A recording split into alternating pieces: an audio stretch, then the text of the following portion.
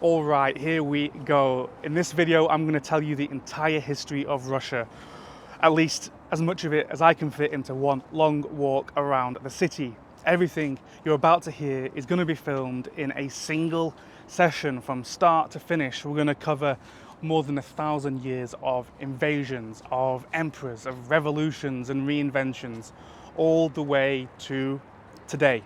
If you've ever wanted to understand how this place here became, well, this place became Russia, from a patchwork of Slavic tribes to the world's largest country, from Mongol vassals to a nuclear superpower, then walk with me.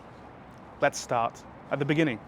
So as you can see, I'm filming this video next to the Kremlin, and I'm going to go for a walk and show you many different parts of the city. So to understand how Russia began, we have to go way back, before there was a country and before there were cities like Moscow or St. Petersburg, or before there was ever anyone who even called themselves Russian. Because at the start, it was just a mix of tribes spread out over a huge stretch of land. They were mostly Slavic tribes, but some were Finnic and some were Baltic. There were a few other types. And they generally lived in small settlements, usually near rivers, because that's where life happened. Farming, fishing, trading, fighting, it all revolved around the rivers. And there was no central government at that time, no single culture, no single language, just a bunch of different groups doing their own little thing. And sometimes they cooperated, they worked together, and sometimes they didn't. They fought. And because the land was so vast and it was so hard to control, there wasn't really much uniting them beyond proximity. But those rivers made this region, incredibly important, because they acted like highways. They connected the Baltic Sea in the north to the Black Sea in the south. And if you had a shallow boat and you had a team of rowers, you could travel all the way from Scandinavia down to Istanbul or Constantinople on rivers. And that route became a huge part of a really big trading network where Slavic tribes would trade furs, they'd trade wax and honey, and sometimes people, captives, in return for silver, glassware, wine and silks from the Byzantine Empire. And that trade brought with it contact with the wider world, and of course that also brought trouble. And that's where the Varangians come in. The Varangians were Norsemen, basically Vikings, who went east instead of the Vikings who went west to Britain. And they weren't just raiders, although they did that too. They actually traded. They hired themselves out as mercenaries. They set up outposts all over Europe. They were often way better organized and better armed than the local tribes in the area. And of course, because of that, slowly they started taking power. And that's where this story gets a little bit murky, because when we think about the history of this time, we rely on an old chronicle, which was actually written a couple of centuries later, that says the Slavs actually invited the Varangians to come and rule over them. There's actually a famous line in this chronicle that goes, "Our land is rich and vast, but there is no order in it. Come and govern us." And it's a neat little origin story for how the Varangians took over this area, but historians are actually pretty skeptical that that's true. It's more likely that the Varangians came in by force and seized this area, maybe when they spotted an opportunity, when things were unstable or vulnerable. And the man who was invited to rule, or the man who more likely just took over, was called Rurik. And according to the traditional version of the story, he arrived and set up in about the year 862, and actually he created his capital in Novgorod, which is north. And whether he was a real or historical figure is actually still debated. But the dynasty that followed him was known as the Rurikids, and that would end up ruling what's now Russia for many, many centuries. So not long after he arrives in the 9th century, Rurik dies, and his young son is way too small to take over. So a man named Oleg takes over, who was either a relative or a trusted commander, and Oleg heads south. He follows the Dnieper River and eventually captures another city. He captures Kiev, and at that time Kiev was already an important town on this trade route between the North and the Black Sea. There was actually two other Varangians controlling Kiev at the time. The names were Askold and Dia. So Oleg defeats them, takes over the city, and moves his capital from Novgorod to Kiev. And that's where the thing that we all know as the Kievan Rus begins. A political and cultural entity that would be a fundamental part of Russian history today, as well as the histories of Ukraine and Belarus. Rus was originally the name for the Varangians, but over time it came to describe a whole territory under the control of the Varangians. And it wasn't a country in the modern sense, it was a loose federation of towns and tribes connected by trade and ruled by one single dynasty without much in the way of a central administration. Each city has its own prince, and basically Kiev sat at the top of this hierarchy, or at least it did in theory. You see, Oleg rules from Kiev and he launches attacks, for example, on the Byzantine Empire. And one of the stories from this time says that he arrived at Constantinople and as a show of force he nailed his shield to the gates of the city. Now that's probably just a legend, but we do know that he forced the Byzantines into signing very favourable trade deals. And that was a really big moment for the Kievan Rus, because at that time it started to be recognised as a serious power, not just as an assortment of Norse traders and raiders. After Oleg comes Igor, who is Rurik's son, who's now grown up. Igor's reign is short and it ends badly. He's actually killed by the Drevlians, who are a Slavic tribe, who were supposedly torn apart by... He was supposedly torn apart by bent trees as punishment for collecting too much taxes, too much tribute. So his widow, Olga, takes over as regent, and she became a legendary figure here. She crushes the Drevlians in revenge and rules apparently competently. One of the first rulers in Rus to be a good, competent leader. Although that doesn't really catch on, because after her there's incompetent leaders again. Her son Sviatoslav is very different. He's a classic pagan warlord. He's constantly away on campaign. He's barely interested in governing. He's more focused on fighting enemies like the Khazars and the Bulgars. And eventually he is ambushed and he's killed on the steppe.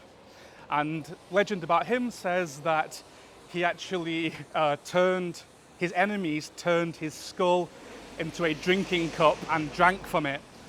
Obviously that's a brutal story, but that's a sign of how violent and fragile this period was.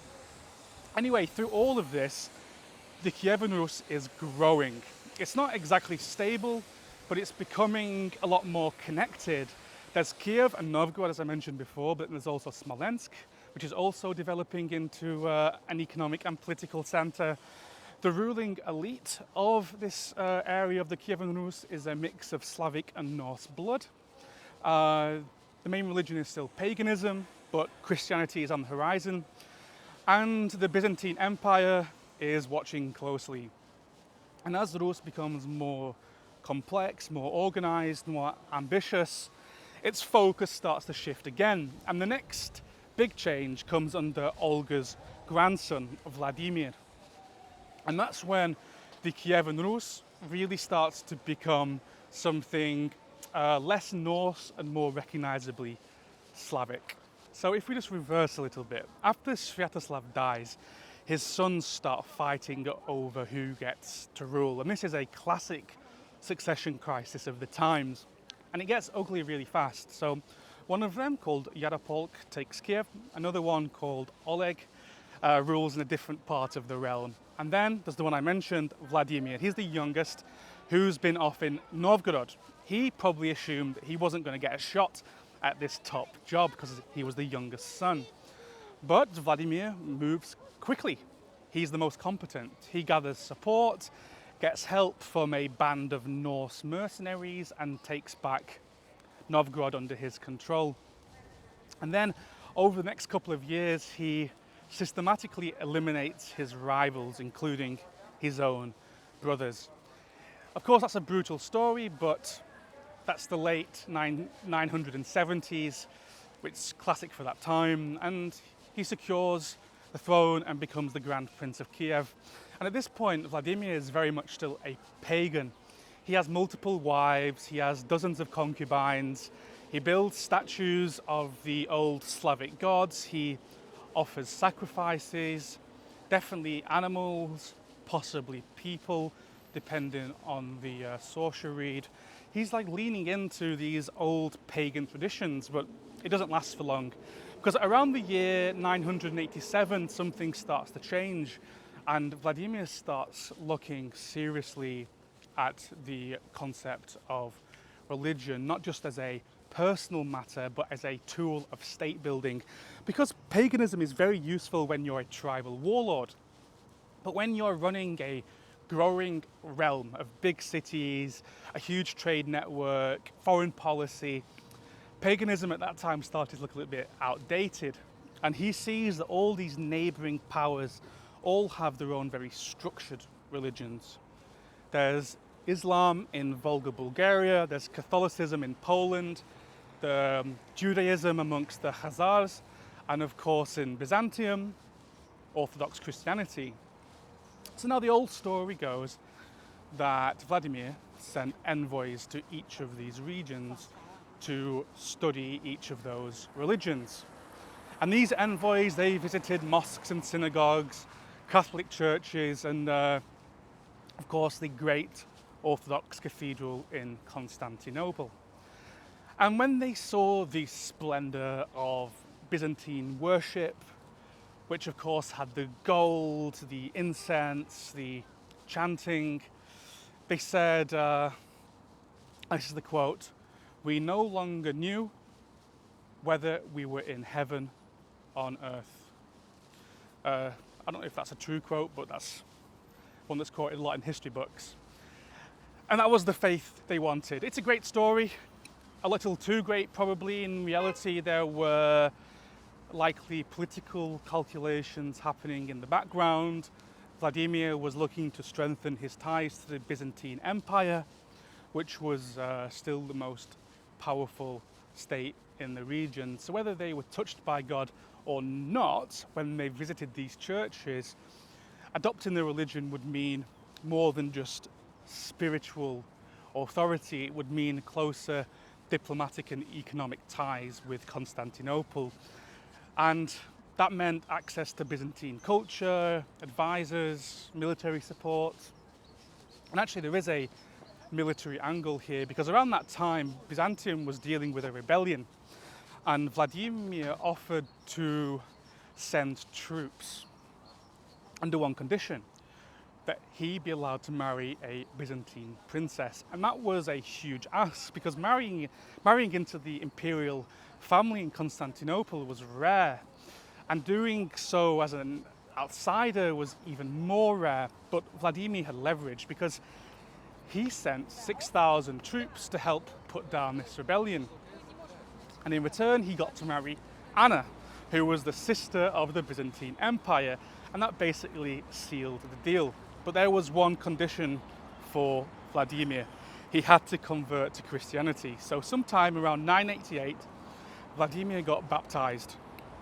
Now, different sources disagree exactly where it happened. Some say in Kiev, others say in Khersonos in Crimea, which he had just conquered, by the way. Either way, the baptism happens, and that's a major turning point, not just for him personally, but for the entire region. Because after converting, Vladimir begins the process of Christianizing the people. And it's not gentle. Pagan idols are thrown into the river. The entire population of Kiev is marched down to the Dnieper River and baptized.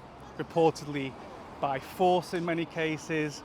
The old gods are pushed aside and churches start popping up. Byzantine priests arrive in Kiev to help organize the new church structure. Greek becomes the new language of prestige. And this is a massive cultural shift, not just in terms of religion, but of how power works in what would later become Russia. Because Christianity brings with it new ideas about legitimacy, about the divine right of kings, about hierarchy, about written law. And this links Rus to a much wider intellectual world. Byzantium, yes, but also the Orthodox traditions of the Balkans and the Eastern Mediterranean. And Vladimir himself changes too, according to these written chronicles. Apparently, after his conversion, he's described as becoming a lot more restrained. He gives up his concubines, he builds churches and schools, he focuses on developing Kiev into a more civilized capital. I mean, whether he became a saintly ruler overnight is, I guess it's debatable. But it is clear that the conversion of Vladimir went further than just politics and symbolism, because it really marked a real shift in how the Kievan Rus presented itself to the world. And it was also a unifying move, because up to this point the Rus elite had been a mixture of Slavic and Norse traditions, loosely held together by tribute and bloodlines, and bringing in a shared tradition with sacred texts and rituals and holidays, and in that case a common worldview. Vladimir really gave the entire region something to rally around, something to come together for, something that wasn't tribal, it wasn't temporary, it's something that mattered. Because while Kiev was still dominant at this time, the cracks were actually already visible. Local rulers around the area, they wanted more autonomy. Succession disputes kept popping up, someone dies and it gets split between 3 or 4 children. Trade routes were shifting as well. Unity was never guaranteed. And Christianity didn't exactly solve these problems, but it really gave all these leaders a tool to manage a much vaster area. And Vladimir's decision really had consequences that stretch far beyond his lifetime. I mean, consequences today even, because over these next few centuries, Eastern Orthodox Christianity would become one of the defining features of Russian identity. Something that set it apart from its Catholic neighbours and Protestant traditions, and something that later rulers would basically invoke to legitimize unification of these lands, and at times harsh control over people who lived there. I mean, none of that was obvious at the time of Vladimir. In the late 10th century, all anyone knew that was the Grand Prince of Kiev had just committed to a new religion, aligned himself with one of the world's great empires, and had changed the course of Rus, but nobody knew where that would go. So Vladimir then dies in 1015. He was later canonized as a saint here, Saint Vladimir, and for the better or for the worse, depending how you see it, he's really remembered as the man who brought Christianity to the Eastern Slavs. So after Vladimir's death in 1015, the same old problems comes back. His sons start fighting over who gets to rule next. And he had a lot of children from many different wives, and there was no clear rule, no clear system for the succession. So, naturally, chaos. One of his sons, Svyatopolk, takes Kiev. Another son, Yaroslav, is up in Novgorod. There are murders. Svyatopolk kills at least 3 of his brothers to secure power, and this whole thing just spirals into a huge civil war. Eventually, Yaroslav defeats him with the help of troops from Novgorod and some allies from Scandinavia, and by around 1019, he becomes the undisputed Grand Prince of Kiev. And that's the guy who is now known as Yaroslav the Wise, and under him, Kievan Rus reaches its peak. Politically, economically, culturally, it's as stable and as prosperous as it ever gets under Yaroslav. He really understands that ruling this massive, loose federation of cities requires a lot more than just brute force. So he tries to put a proper sort of government system into place. He introduces a legal code called the Ruskaya Pravda, which is usually translated as Rus justice or justice of the Rus. And it's a collection of laws meant to settle disputes, regulate fines and limit blood feuds. And it's not like a revolutionary document, but at the time it's a big step forward in structured governance for the Rus. He also puts in serious effort into building up Kiev. Under Yaroslav, the city starts to look like a proper capital. Like stone cathedrals go up, including one you can see today, the Saint Sophia Cathedral, inspired by the Hagia Sophia in Constantinople. He also builds monasteries, schools, libraries. He brings in Greek clergy and Greek artisans, and his court becomes a cultural centre where Church, Slavonic, Greek, and even a bit of Norse and Latin mingle together. And at this point, the Kievan Rus is firmly embedded in the Christian world. Bishops are being appointed, clergy are being trained, Byzantine-style icons and architecture are showing up in major cities, and the connection between Kiev and Constantinople is stronger than ever before. And Yaroslav himself really leans into that. He marries a Swedish princess, and he arranges a ton of strategic marriages for his children to marry people all across Europe. So his daughters marry into the royal families of France, Hungary, Norway. One of his sons marries the daughter of a German empire. So the family really become part of this wider royal European network. I suppose, which is interesting considering today how Russia is so portrayed as isolated from the West. But back then it was becoming really integrated. You see, at this point, under Yaroslav, it's very much engaged in the rest of European politics. You see, he strengthens the church's presence, and by now Christianity is the official religion of the state. I mean, there's lots of people who are still clinging on to old pagan customs, particularly in rural areas of the country. But Yaroslav, he decides to support missionary work into these areas. He builds loads more churches. He backs the creation of religious texts in local languages. So instead of brutally enforcing Christianity like predecessors, he sort of slowly tries to integrate it. But for all this progress, the underlying structure of the Kievan Rus remains incredibly fragile. It's still the entire realm really is still a patchwork of principalities, and local loyalty is normally to a specific prince rather than to the state as a whole. And look, Yaroslav decides this has caused the mess for so long, it's time to have a succession plan. So when he dies, he decides his eldest son will rule in Kiev, and the other sons will rule other key cities, passing down, power basically passes down a line of seniority. And on paper that makes sense, but in practice it doesn't work at all. You see, Yaroslav dies in 1054, and at first his plan holds, and his sons cooperate, but it just doesn't last for very long.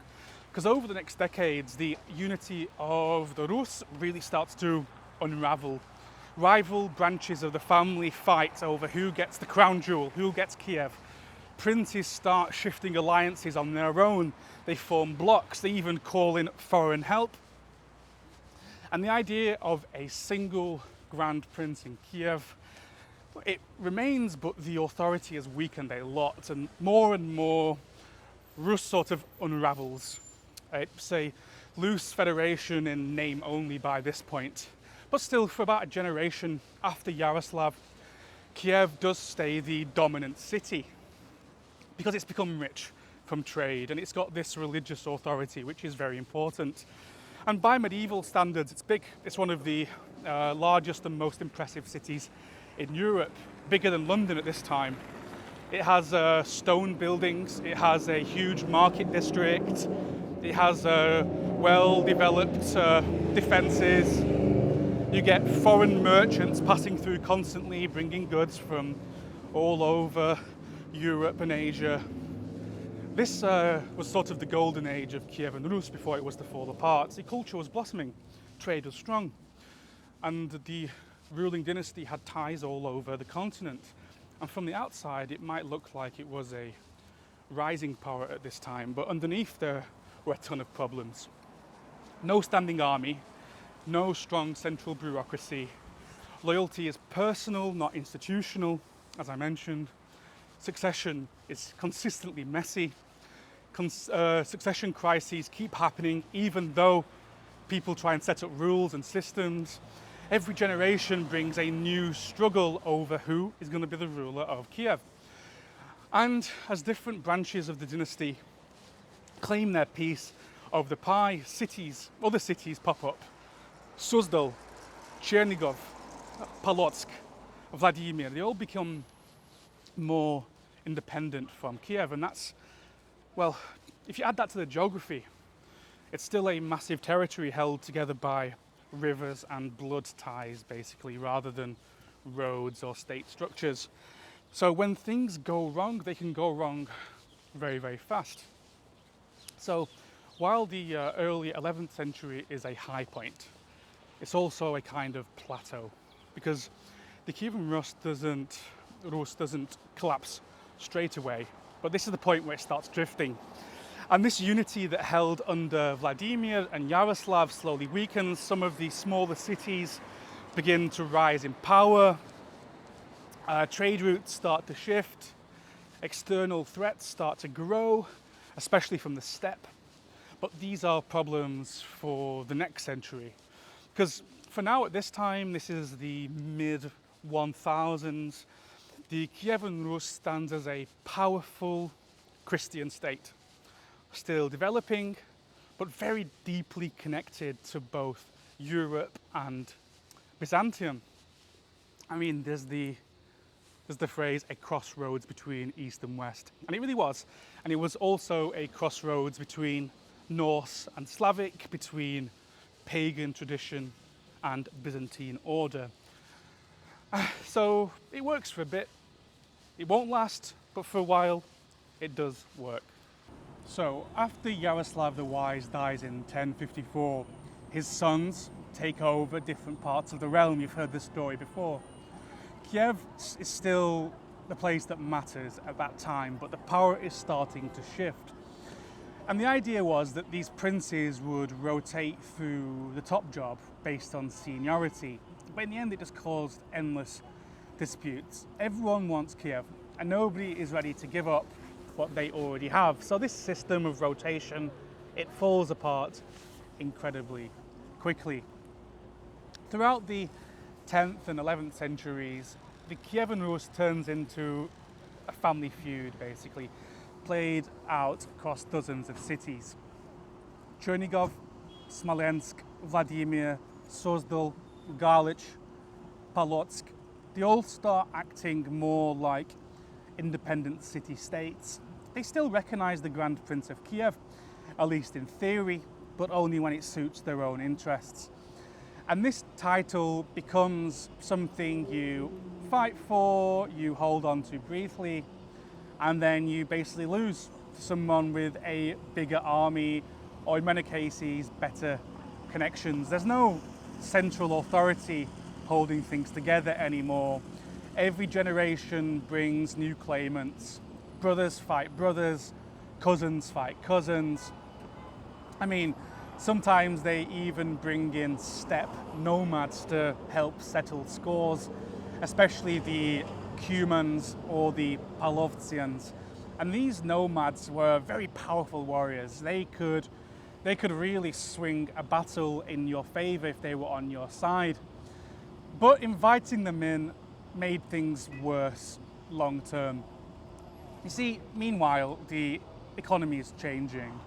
The old trade routes that made Kiev so important are starting to shift.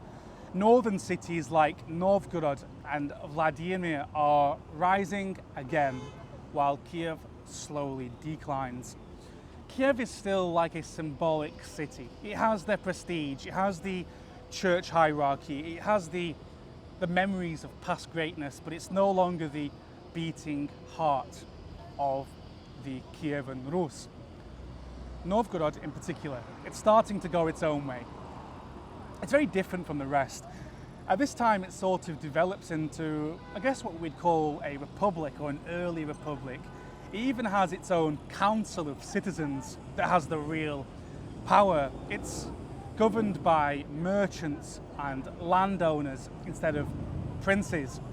It builds international connections with the Hanseatic League, and it trades directly with Scandinavia and Northern Europe on its own, not going through the capital, not going through Kiev.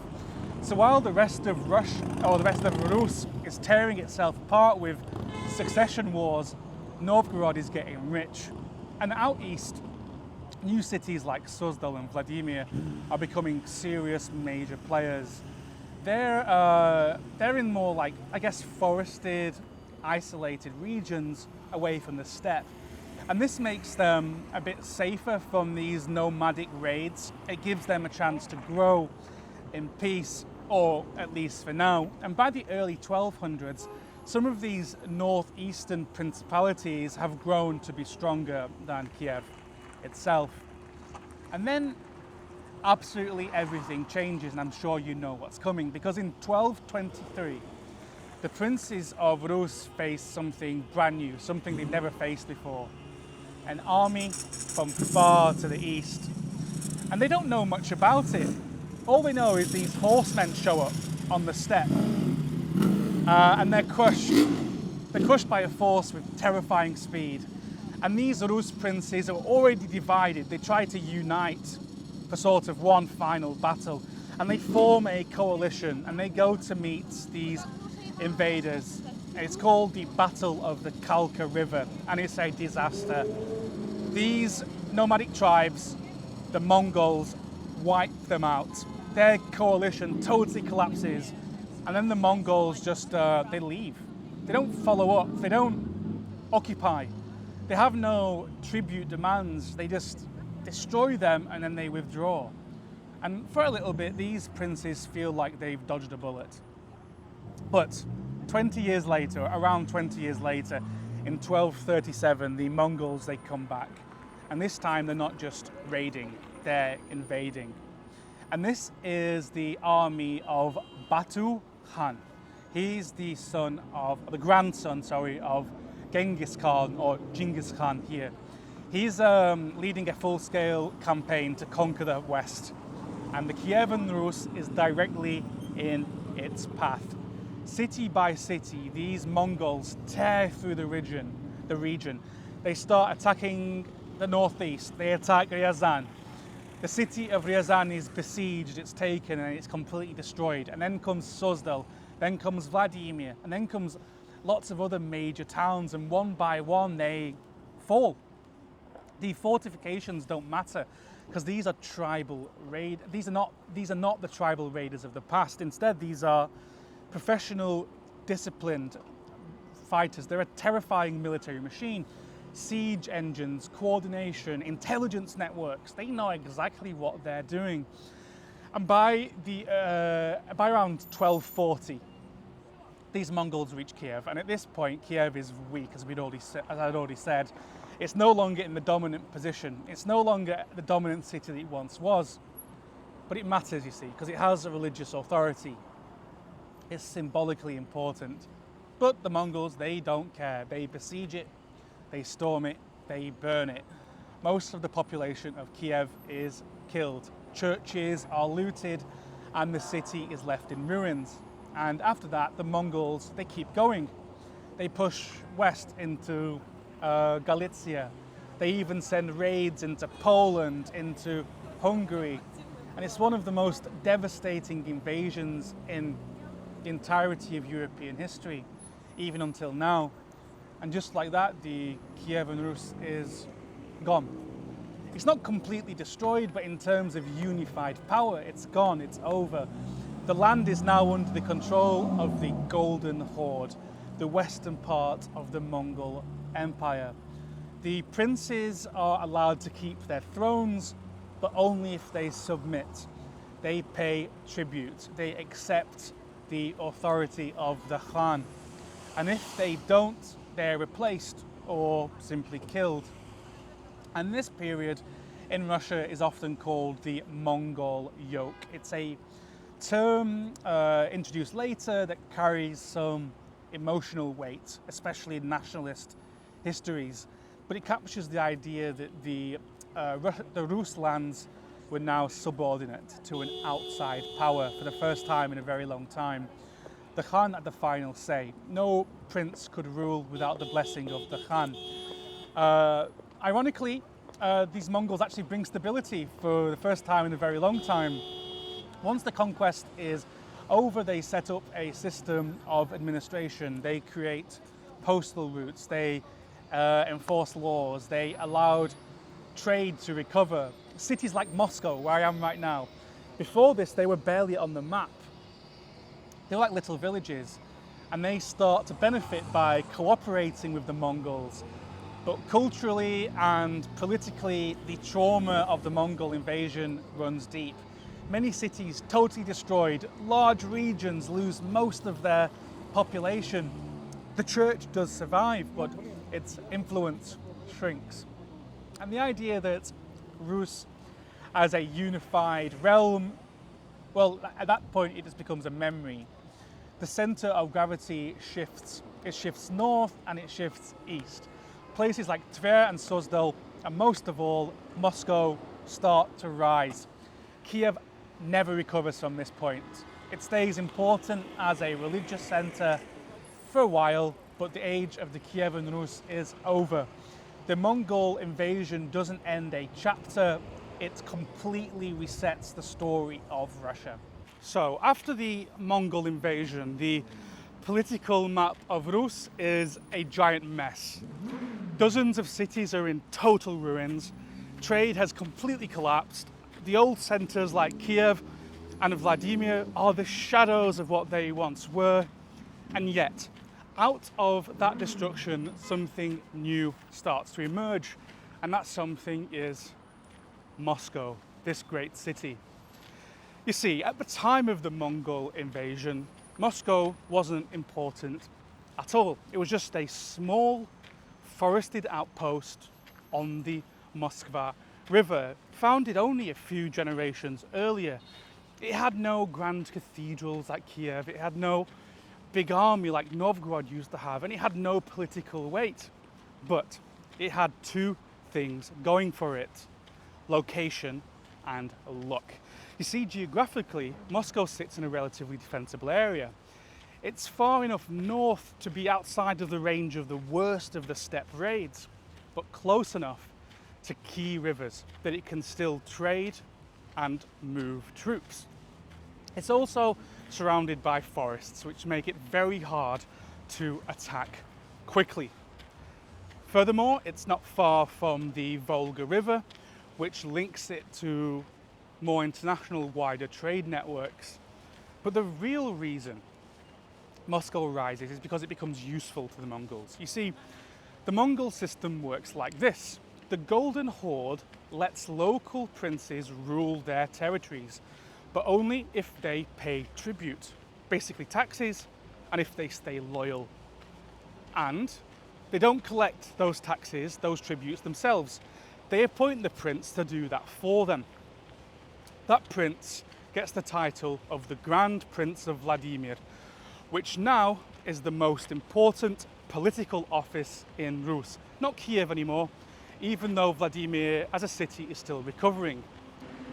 At first, the role of the Grand Prince of Vladimir goes to leaders from other cities, from Tver, from Suzdal, sometimes even from Kiev. But slowly, over the 1300s, the princes of Moscow start winning that appointment more and more often. Why is that? That's because they're loyal, they're efficient, and maybe most importantly, they are really politically savvy. And they are willing to act decisively whenever needed. One key figure here is known as Ivan I, or Ivan Moneybags, as they called him. He rules Moscow from 1325 to 1340, and he manages to turn the city into a financial and political hub. He's not a military hero, he doesn't fight big battles, but he's a brilliant operator.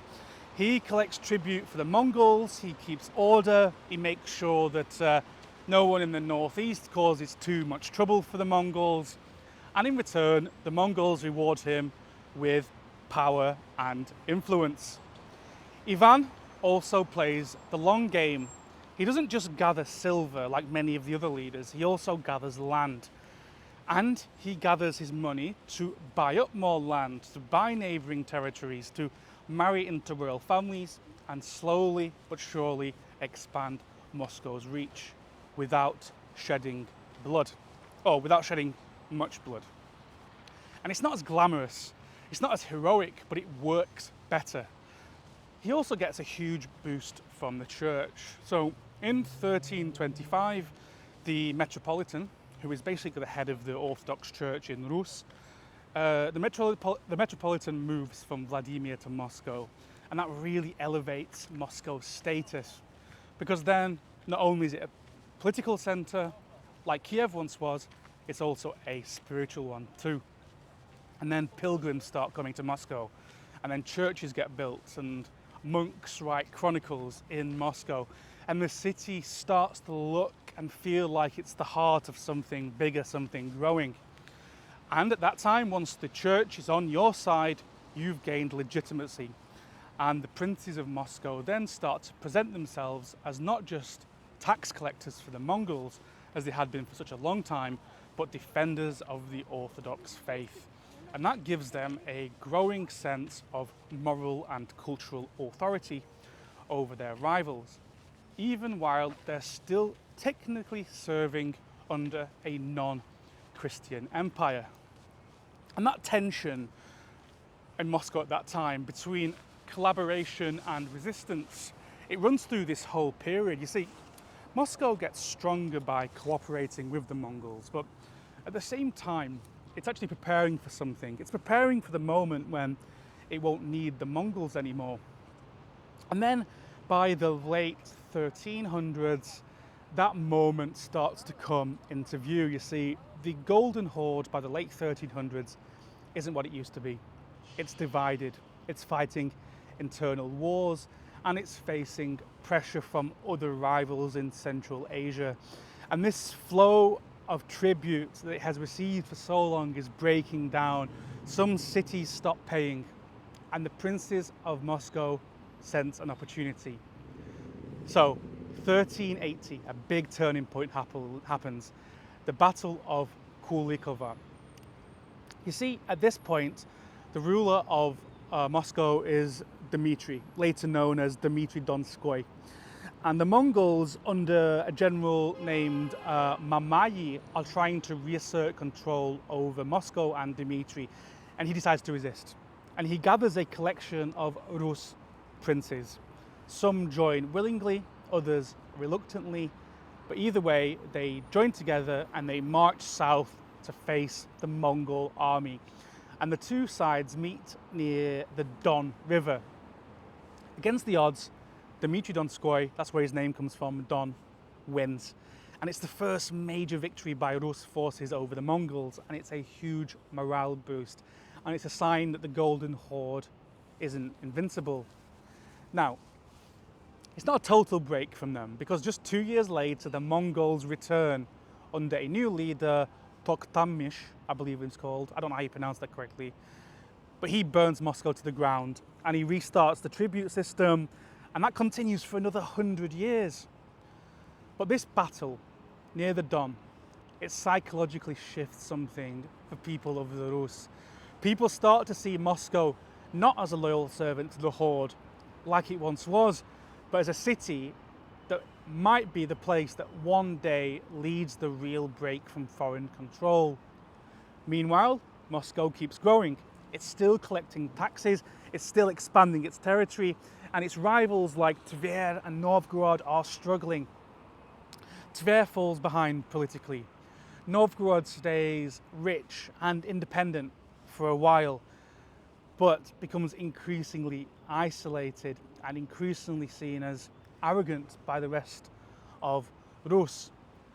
But Moscow is different, because slowly Moscow begins to position itself as the political and spiritual heir to the Kievan Rus, that which was gone. Not because it's the oldest city like Kiev, not because it's the biggest city, because it's stable, and it has the church, and it has the tribute contract from the Mongols, and it does have the strongest army at this time of all the other places, in all the Russian places. And crucially, it begins consolidating power rather than dividing it like the others were. So by the early 1400s, the writing is really on the wall. Moscow is going to be the center of whatever comes next for this area after the Mongols. So by the mid 1400s, it's pretty clear that Moscow is no longer just one of the many cities in the Rus. It is the city. It holds the title of Grand Prince. It collects the tribute for the Mongols. It has the church, and it's been absorbing nearby territories for over a century. Some by marriage, some by force, and some are just bought outright. The next leader of note is Ivan III. Ivan III, also known as Ivan the Great, and he rules from 1462 to 1505. And he takes everything that the earlier princes built and he turns it into something much bigger. Under Ivan the Great, Moscow stops acting like a regional centre and starts acting like a real capital. You see, at the start of his reign, Muscovy is already the dominant power in the region. But there are rivals, they still exist. For example, Tver. Tver is still at this time technically independent, but it's weaker. Novgorod as well. Novgorod is still holding out, but it's weaker. And the Mongols, of course, above them, who are still demanding tribute. And Ivan sets out to fix all of that. First, he deals with Novgorod. Novgorod is a wealthy merchant republic with its own traditions, its own powerful citizens' council, and strong ties to Western Europe. But politically at this time, it is isolated. And you know, the elite in Novgorod at this time, they're not that thrilled about Moscow's growing independence.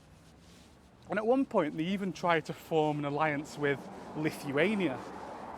Because at this time, Lithuania is a huge state. It stretches out across much of modern Ukraine and Belarus.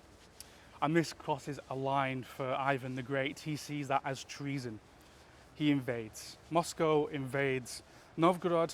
It defeats their forces and eventually absorbs Novgorod into Muscovy. Their citizens' council is abolished, their elite are purged or exiled, and Moscow installs its own governors in Novgorod. So that's 1478. And from that point on, Novgorod is no longer an independent force. It's just another part of the growing Muscovy, the Muscovite state. Then comes Tver. Tver, another long-term rival. But Tver doesn't put up much resistance. Ivan the Great pressures them diplomatically, uses economic leverage, and eventually forces them into submission by the early 1480s. And by the end of that decade, Moscow has basically unified northern Rus lands under one ruler for the first time since the fall of Kiev. And that just leaves the Mongols. You see, by this time, the Golden Horde is a shadow of its former self. It's fractured into rival khanates with different warlords, all competing for control. And the khanate that still claims authority over Moscow is the main one, the Golden Horde, but its grip is way weaker than it once was. Still, technically, Moscow is supposed to be paying tribute, but Ivan the Great stops. It's not like a dramatic all at once thing, he just quietly stops sending payments, and when the Golden Horde complains, he comes up with excuses to stall. When they threaten, he calls their bluff. Finally, in 1480, the Golden Horde sends an army north to enforce obedience to the Mongols. Ivan the Great responds. He sends his own army down the Ugra River, down where modern-day Kaluga is. The two sides face off in a battle. No battles happen. They just stare at each other for weeks and weeks and weeks. And then suddenly the Mongols withdraw. And nobody really knows exactly why. Maybe internal issues, maybe bad logistics, maybe they realised actually they couldn't win, that Moscow was stronger than the Mongols now. But the important part is that they leave. And that's the moment historians call the end of the Mongol yoke. No more tribute, no more Khans who have the final say over what Moscow wants to do. And from 1480 onwards, Muscovy is an independent power. And Ivan the Great doesn't waste time declaring that. At that time, he starts calling himself a brand new title, Sovereign of all Rus. And that's not just a title that implies control over his own lands, but also a claim to the legacy of the Kievan Rus, or at least to its northern and religious heritage.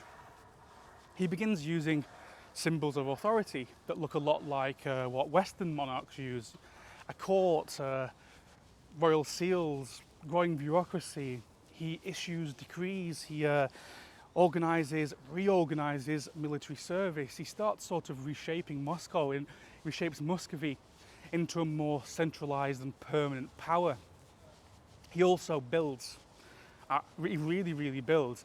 Under Ivan, the Kremlin is rebuilt in stone, as we see it today with the help of Italian architects. Those red walls, those towers, they start appearing in this period. Before that, it was a wooden fortress, and now it's a statement. This is the seat of a rising state. And then there's his marriage. In 1472, he marries Sophia, who is the niece of the last ever Byzantine emperor. You see, at this point, Constantinople had fallen to the Ottomans. And that was in 1453, and the Byzantine Empire was gone. But this kind of marriage to this family gives Ivan this sort of ideological bonus. It lets him claim a connection to Rome and Byzantium, the two great empires of the Christian world. And that's where the idea of Moscow as the Third Rome begins. This idea begins to circulate mainly among churchmen and court ideologues. First there was Rome, and then there was Constantinople, and now with both of those gone, Moscow manages to sort of, well, at least it tries to position itself as the last true centre of Christian orthodoxy. And it's a calculated move, you see. It's part religious, of course, it's part symbolism, part political strategy. Ivan expands the use of state symbols, the double-headed eagle, which is originally a Byzantine emblem we see today in Russia. He starts using it. He begins building a more formal court culture, borrowing elements from Byzantine and Western traditions, and the Muscovite court begins to look a lot more like an imperial one than a pagan one or whatever came in between. And you see, even with all his power, Ivan still has to try and hold things together. You see, he's absorbed lots of territories. And I'm specifically talking about Novgorod here, really, because Novgorod isn't thrilled about being ruled from Moscow. You see, the nobility at this time, they're known as boyars, and they aren't fan of this centralization, because the boyars were always used to local control, private armies, inherited privilege that came from before them. And Ivan starts chipping away at this privilege. He builds his own system of service nobility, where land is granted in exchange for military service and loyalty. And it's not full-blown absolutism yet, but it's a step in that decision. You see, power is moving towards the centre. The prince is no longer just the first among equals. He starts to look at this time more like an autocrat. And by the time he dies, Ivan the Great dies in 1505, Muscovy has completely changed. It's no longer this patchwork of half-independent cities. It's a unified state with a clear hierarchy, a central court, a growing sense of mission. The Mongols are gone. Their rivals in other cities are gone. The church, of course, supports his vision. Moscow at this time isn't just a city, it's the new core of a new kind of country. So of course, what comes next is consolidation, and then, in time, empire. You see, after Ivan III, Ivan the Great, Muscovy passes to his son, Vasily, and then to his grandson, Ivan IV. And this is the guy who history remembers as Ivan the Terrible. He's born in 1630, he's crowned Crown Prince at the age of 3, and he becomes Russia's first officially crowned tsar when he's just 16. And this title, tsar, for the first time, it becomes a big deal. It comes from the word Caesar, and it's sending a message. It's saying that Ivan the Terrible doesn't just see him as a local prince, he sees himself as an emperor, equal to that of the emperors in Europe and the heirs of Rome and Byzantium. And this is where the language of empire really starts to take shape in Russia. You see, the start of his reign is really quite promising. He modernises the army, he introduces new legal codes, and he starts really to create a more centralised imperial state. He surrounds himself with reformers, people like the priest Sylvester and nobles, and together they make real progress. There's basically an attempt at this time to reduce corruption, create fairer courts, improve tax collection, and it's not perfect, but it looks like Ivan might become a strong reforming monarch. And then everything falls apart, and this is why we know him as Ivan the Terrible. You see, his wife Anastasia dies, probably of poisoning, although nobody knows that for sure. And then after that, he changes. Whether it's grief or paranoia or something deeper, he becomes increasingly erratic and increasingly violent. And he turns on his advisors. He begins to suspect everyone of treason. His reformers that he brought in are dismissed or executed, and the mood for change and hope turns into a mood of fear. What follows is one of the most notorious chapters in Russian history. It's called the Oprichnina. At least that's how you say it with an English accent. You see, Ivan divides the country into two parts. One is ruled normally. The other, which are basically the northern and central regions, are ruled directly by him and his private force. They wear black, they ride black horses, and they carry severed dog heads, and it's like a symbol of loyalty. And their job is to root out disloyalty to the Tsar, whether it's real or imagined, often imagined, and they have to crush it. They execute nobles, they destroy property, they seize land, and their message is clear. Power flows only from the Tsar down, and opposition, wherever it is, will be destroyed. And one of the most brutal moments comes in 1570 when Ivan the Terrible accuses the city of Novgorod of plotting with foreign enemies, and he marches there with his security force, the Oprichniki, and he carries out a massacre. Thousands are reported to have been tortured and executed, and the city is looted, and Novgorod never really recovers its independence or any of its power or influence from this time. It's remembered as a warning, The Tsar, his authority, it cannot be challenged at all, even in Novgorod. And at the same time, he is expanding Russia's territory. He launches major campaigns to the east. He successfully captures Kazan, the Khanates of Kazan and Astrakhan, and these are like successor states at this time to the Mongol Golden Horde. And by taking them, he pushes Russia deeper into the Volga River basin, and he begins to absorb large Muslim populations. And this is the beginning of Russia's transformation from a regional Orthodox state into a multi-ethnic empire, and I suppose the multi-ethnic state it is today. But to the west, things go less well.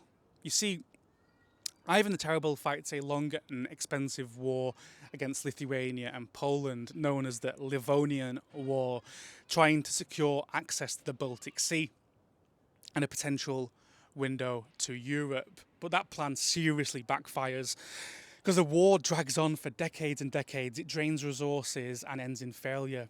Russia basically gains nothing, and it's totally exhausted.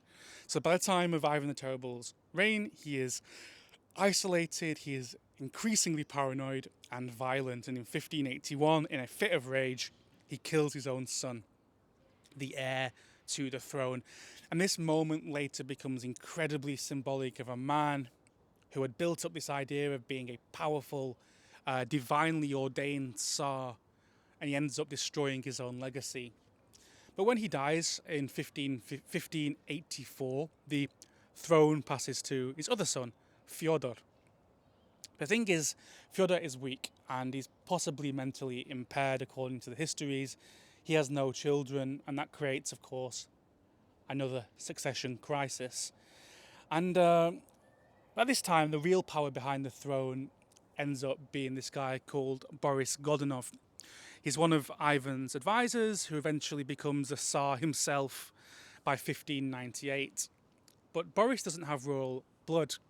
He's capable. He tries to govern well, but his legitimacy is continuously questioned, and then things go from bad to worse. In the early 1600s, which is known in Russia as the time of the Troubles, there's famine, there are uprisings, invasions. Several pretenders emerge claiming to be Ivan's murdered son. They try to take the throne. Basically, it's a mess. Then Poland invades, and Moscow is actually briefly occupied by foreign troops. And the state almost collapses at this time. It's complete chaos. Eventually, there's a national uprising. It pushes the foreigners out, and by 1613, a new dynasty is in charge of Russia. It's not the Rurikids anymore, it's the Romanov family. A 17-year-old, his name is Mikhail Romanov. He is crowned king, Tsar Michael, and he's not particularly powerful at the start. But most importantly, he's not one of the people who were involved in the civil war. So people back him.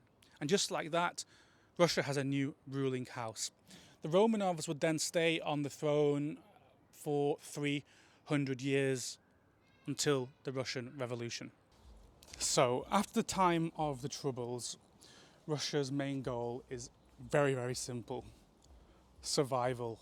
You see, at this point, Russia has just come out of 2 decades of absolute chaos. Civil war, famine, foreign invaders, pretenders to the throne, complete collapse of state authority. So when the teenage Mikhail Romanov is chosen as the Tsar in 1613, it's not because he's a brilliant leader or a political mastermind, it's because he's the least controversial option. He's young, of course, he's unthreatening, from a noble family, but has very, very distant royal ties, no big enemies, no big ambitions, just someone who might just be able to hold the country together. And that's what he does, very cautiously and very slowly. But people around Mikhail, they start to trust him, and he starts putting the pieces back together. There are a few shaky years at the start. You see, Poland and Sweden are still fighting over some parts of Russian territory. The treasury is totally empty. I mean, There's some regions that are just completely lawless. But by 1620s, things start to stabilise again.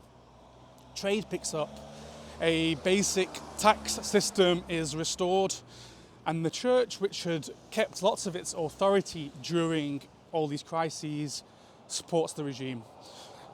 There's still a lot of banditry, there's still unrest, but it's nothing like what came before. And Mikhail rules until 1645, and he's not seen as this like transformational figure by history, but he doesn't really need to be, because he hands the throne then to his son, who is Alexei Mikhailovich, who is better educated, more confident, and much more interested in making wholesale changes. And Alexei's reign lasts 30 years, and it's one of the most important reigns of the 17th century. You see, at this time, Russia is still a deeply conservative place. It's ruled by tradition, religious orthodoxy, and a powerful boyar class. But Alexei begins to shift things a little. He introduces new laws, he strengthens central control, and pushes the idea that the tsar isn't just the first among nobles, he's above the nobles. And he's not an autocrat just yet, but he's like edging in that direction. And one of his biggest moves comes early on. In 1649, he issues this new legal code, which is known as the Sabornaya Uloženie. It's a massive document covering everything from the rules of land ownership to criminal law. But the headline item is this: it legally binds peasants to land permanently. And at this point, serfdom had already been growing informally, but now serfdom is law. And that means if you're a peasant, you can't leave your village. You can't refuse service to your landlord, and your children, the children that you have, will inherit your status as a peasant. And this was a temporary system before, and now it's permanent. It's the foundation of Russia's social structure for the next 250 years. It's a huge thing that makes Russia what it is today. And this code also reinforces the power of the Tsar. It lays out new criminal penalties.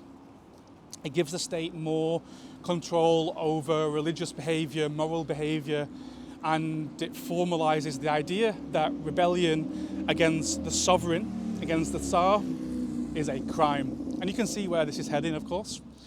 Centralisation, obedience, and control from the very top. But not everything in Alexei's reign is just cold bureaucracy. He's also deeply religious. He wants to strengthen the church.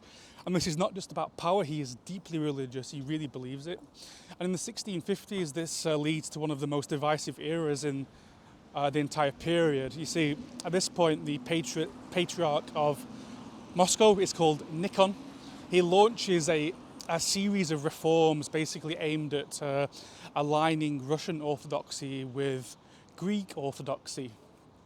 And some of the changes are really small, you know, it's just like the way how you spell Jesus' name in liturgical text, for example, or whether you make the sign of the cross using 2 fingers or 3. But these changes cause huge uproar. You see, for many ordinary believers, especially in Russia's provinces, these reforms feel like a form of heresy, like foreign influence over Russia. It's a betrayal of the true Russian faith, and that leads to a major schism. The people who reject these changes become the old believers, and they're treated at that point as dangerous extremists. The state cracks down hard on them, public burnings happen, some get exiled to Siberia, some are arrested. In some extreme cases, old believer communities chose self-immolation instead of accepting the reforms, highlighting this deep spiritual rift they felt. It's brutal, and the wounds sort of never heal. Even centuries later, today, old believer sects are still around, worshipping in this old way, many of them still bitter about what happened. Religious control isn't the only thing that Alexei wants. He also wants to expand the state, and that's both internally and externally. So he wages war with Poland and with Sweden. That's partially to protect Russian lands on the outskirts and partly to stake a claim on the legacy of the Kievan Rus. And in 1654, one of the most politically charged moments in Russian and Ukrainian history happens. A Cossack leader, his name is Bohdan Khmelnytsky, and he's been leading this revolt against Polish rule in the region that today is now central and eastern Ukraine, and he turns to Russia for help. His proposal is that he places his territory, which is known as the Cossack Hetmanate, under the protection of the Russian tsar, and an agreement is signed. It's called the Yaroslav Agreement.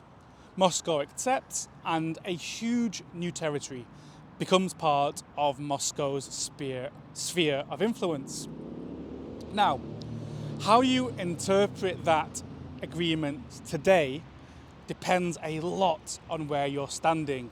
You see, in Russian historical memory, the 1654 deal is often portrayed as a joyful moment, a reunion, Slavic brothers reuniting under a single Orthodox state, a natural, almost inevitable step. It's the beginning of the gathering of the Russian lands. But in Ukrainian memory, it's a lot more complicated and it's very controversial. You see, the Cossacks thought they were entering a kind of military alliance with a broad autonomy guaranteed, but under the Tsar. But over time, Moscow gradually increased its power, its authority over these areas, and the Hetmanate's autonomy was reduced. And by the 18th century, most of its independent structures had been slowly dissolved and then absorbed into the Russian imperial system. So what started as a tactical alliance is remembered by many today in Ukraine as the start of a complicated and often contentious history between Moscow and Kiev. And that central tension, what the agreement meant, whether it was voluntary, whether it was a betrayal, it's never really fully disappeared, this disagreement. And ultimately, for many people, it marks the beginning of this long and complicated relationship, ones who, of course, echoes are still felt today in 2025. Back in the 17th century, though, it's a major expansion for Russia. It brings more territory, it brings more people and more resources, but of course that brings more instability. You see, the Cossacks were fiercely independent. They don't like being ordered around. And these new lands brought Moscow into direct conflict with Poland and the Ottoman Empire. It's a big step, and it's not a simple one. And internally, inside the empire, strain starts to show. Tax burdens increase. Peasants are squeezed harder and harder. In 1667, a massive uprising breaks out, led by another Cossack named Stenka Razin. He rallies thousands of peasants and serfs, sails down the Volga River, seizes towns, and for a while it looks like a full-scale rebellion. But of course, it's eventually crushed by the Tsar, and Razin is executed in Moscow in front of a massive crowd. And the message here is unmistakable. Order had been restored. Rebellion against the Tsar would not be tolerated. However, despite this unrest, Alexei leaves Russia stronger and bigger than he found it. He dies in 1676, and of course, again, the succession gets complicated. His eldest son, Fyodor III, takes the throne, dies young. There's then a power struggle between Alexei's children from two different marriages. There's Ivan, who's sickly and weak, and there's Peter, who's energetic and ambitious. At first, the two of them, they rule together, or they rule together on paper. Their sister, Sophia, is actually the one who holds the real power. She acts as regent for several years. She is capable, she's politically savvy, and she has her own support base. But by 1689, Peter stages a coup, forces her to go into a convent, and he takes power for himself. And at this time, he's still only 17. Nobody really knows what to expect from Peter, but soon everything becomes very clear. Peter's not interested in doing things the old way. By the time Peter takes full control of the Russian Empire in 1689, the country is still a closed and conservative society. The boyars, they still have long beards and they wear robes. The state is powerful, much more powerful than it was, but it's very clunky. The army's outdated, and outside of a few merchant connections, the country is largely cut off from Europe, and that's both culturally and technologically. So Peter takes one look at all of that, and he decides this has to change. He doesn't think it needs to change gradually or gently. He wants it to change completely and rapidly. He wants to turn Russia into a modern centralized power, a European-style power, and he's willing to drag it by force to this position if he has to. So he starts by building up the army, and he brings in foreign advisors, he standardizes training, he introduces uniforms for the first time, and he builds a navy from scratch. The first ships are constructed on the rivers Don and Volga, and then eventually in the Baltic. And this isn't just about defense, it's about transforming Russia into a military power that can project itself far beyond its borders. And then he turns to the state itself. He creates a new system of government departments. They're called colleges, and they each have defined responsibilities in a way that they didn't have before. So, for example, he sets up a central senate which oversees policy. He breaks up old regional administrations and he replaces them with new provinces that are run by local officials. He launches a census. He reformulates the tax system to raise more money for the government, and he makes sure that it gets collected. He's big on enforcement. And that's just the bureaucracy, because Peter also goes after the nobility. He forces the boyars to either serve the state, either in the army or the civil service. And to do that, he creates the hierarchy of ranks. And that's where your status is tied to your service to the state instead of your family name. This is called the Table of Ranks, and it's a direct attack on the history of aristocratic privilege.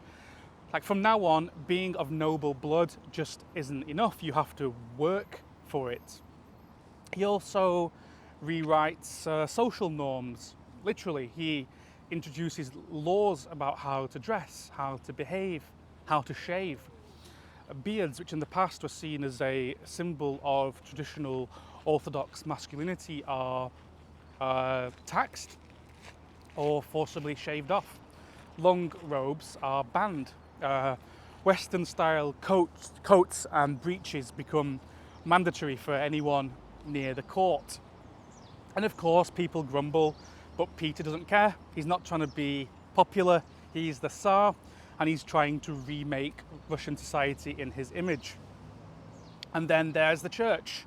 After the old patriarch dies, Peter refuses to appoint a new one. Instead, he creates something new. He creates a holy synod, a committee of bishops that reports directly to the Tsar. And this effectively turns the Orthodox Church into a government department. And from that point, the Church becomes much more closely tied to the state, with a religious authority increasingly integrated into imperial governance. But none of this happens in a vacuum, of course, because Peter's reforms are all a part of this larger goal, a much larger goal, which is war. His biggest campaign is the Great Northern War, which was fought against Sweden, which at that time was a major power in Northern Europe. And the war against Sweden lasts for over 20 years, from 1700 till 1721. It's brutal and it's costly. Russia suffers a massive defeat at Narva early on, but Peter doesn't give up. He reorganises the army, he digs deeper into state resources and slowly turns the tide. And the defining moment of this comes in 1709. It's what's known as the Battle of Poltava. Peter defeats the Swedish king, Charles XII, and from that point on, the war shifts entirely in Russia's favour.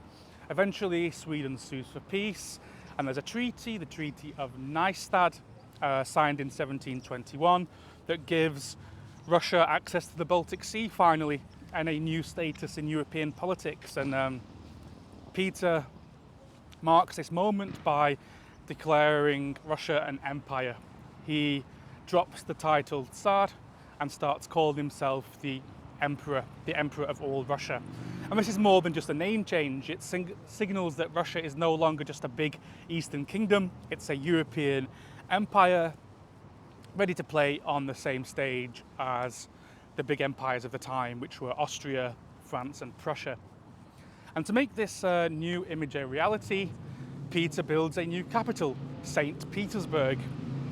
He chooses a swampy patch of land on the Baltic coast, recently captured from Sweden, starts its construction in 1703. Tens of thousands of labourers are brought there, most of them forced, and the city is built fast in the Dutch and Baroque styles that Peter really admired. Canals are built, palaces are built, and St. Petersburg really becomes the obsession of Peter the Great. Then 1712, he moves the capital there officially, and that means the old seat of Moscow with its Orthodox roots and its medieval vibe is like totally sidelined. St. Petersburg is intended as Russia's new window to Europe, and it's like a physical symbol of everything Peter wants the country to become. But it comes at a big cost, because Peter's reforms are dramatic, but they're also deeply authoritarian. And you see, when Peter was the emperor, everything was imposed from the top, and resistance against that is met with serious violence. He actually has his own son, Alexei, tortured to death after accusing him of treason, and taxes are raised again and again and again to fund the army and fund the navy. Peasants are drafted in massive numbers to fight. Many, of course, never come back. And by the end of Peter's reign, Russia is stronger, it's richer, it's way more modern, but it's also more unequal, more centralized, more brutal. The gap between the elites and the commoners has widened. The nobility is way more Europeanized, but the peasantry are still locked in poverty and serfdom. So Peter dies in 1725 without naming a successor. And these reforms that he launched would then shape Russia for many, many centuries. But the succession he leaves behind is a total mess. And over the next few decades, Russia goes through a series of short reigns, palace coups, power struggles, but the empire Peter built manages to hold. For better or for worse, modern Russia begins with him, begins with Peter, and that's why he's known as Peter the Great. So when Peter the Great dies in 1725, there's no clear heir. His only surviving legitimate child, Elizabeth, is still fairly young, and he hadn't bothered to formally name a successor. So power actually passes not to her child, but to his widow, Catherine I, who's not to be confused with Catherine the Great, who comes later. Catherine I rules for just 2 years, and she's not especially politically active because real power sits with her advisors. After her comes Peter II, who is Peter the Great's grandson, who dies of smallpox, age 14. Then comes Anna, who is the niece of Peter the Great, who rules with the help of a clique of Baltic German nobles. She brings back some of the boyar influence that Peter had tried to crush, but the bureaucracy Peter made keeps functioning. And the momentum of the reforms, however, it sort of fades a little bit. Next is Ivan VI, an infant who was installed on the throne by sort of palace intrigue. He lasts less than a year before being overthrown in a coup by Elizabeth, who was Peter's daughter. And she comes to power in 1741, and she rules till 1762. So this is the next long reign. She's popular, extravagant, deeply orthodox. She's obsessed with court life. She abolishes the death penalty, which is remarkable for the time, but she doesn't touch serfdom, or she doesn't touch the state, no more reforms of the state. She's more focused on building palaces and importing French culture and throwing lavish balls and politics itself. Under her, Russia continues to grow, but without much direction, not direction like Peter the Great had. Still, Elizabeth does one thing that does change the course of history. She chooses its successor, finally. Her choice is her nephew, a German-born nephew, Peter of Holstein-Gottorp, who becomes Peter III.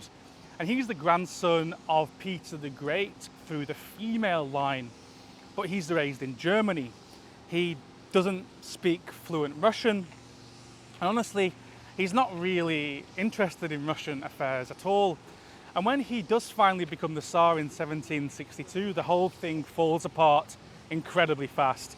Because Peter III is awkward, idealistic, and politically tone deaf. His idol is Frederick the Great of Prussia, who had just been fighting against Russia in the 7 Years' War.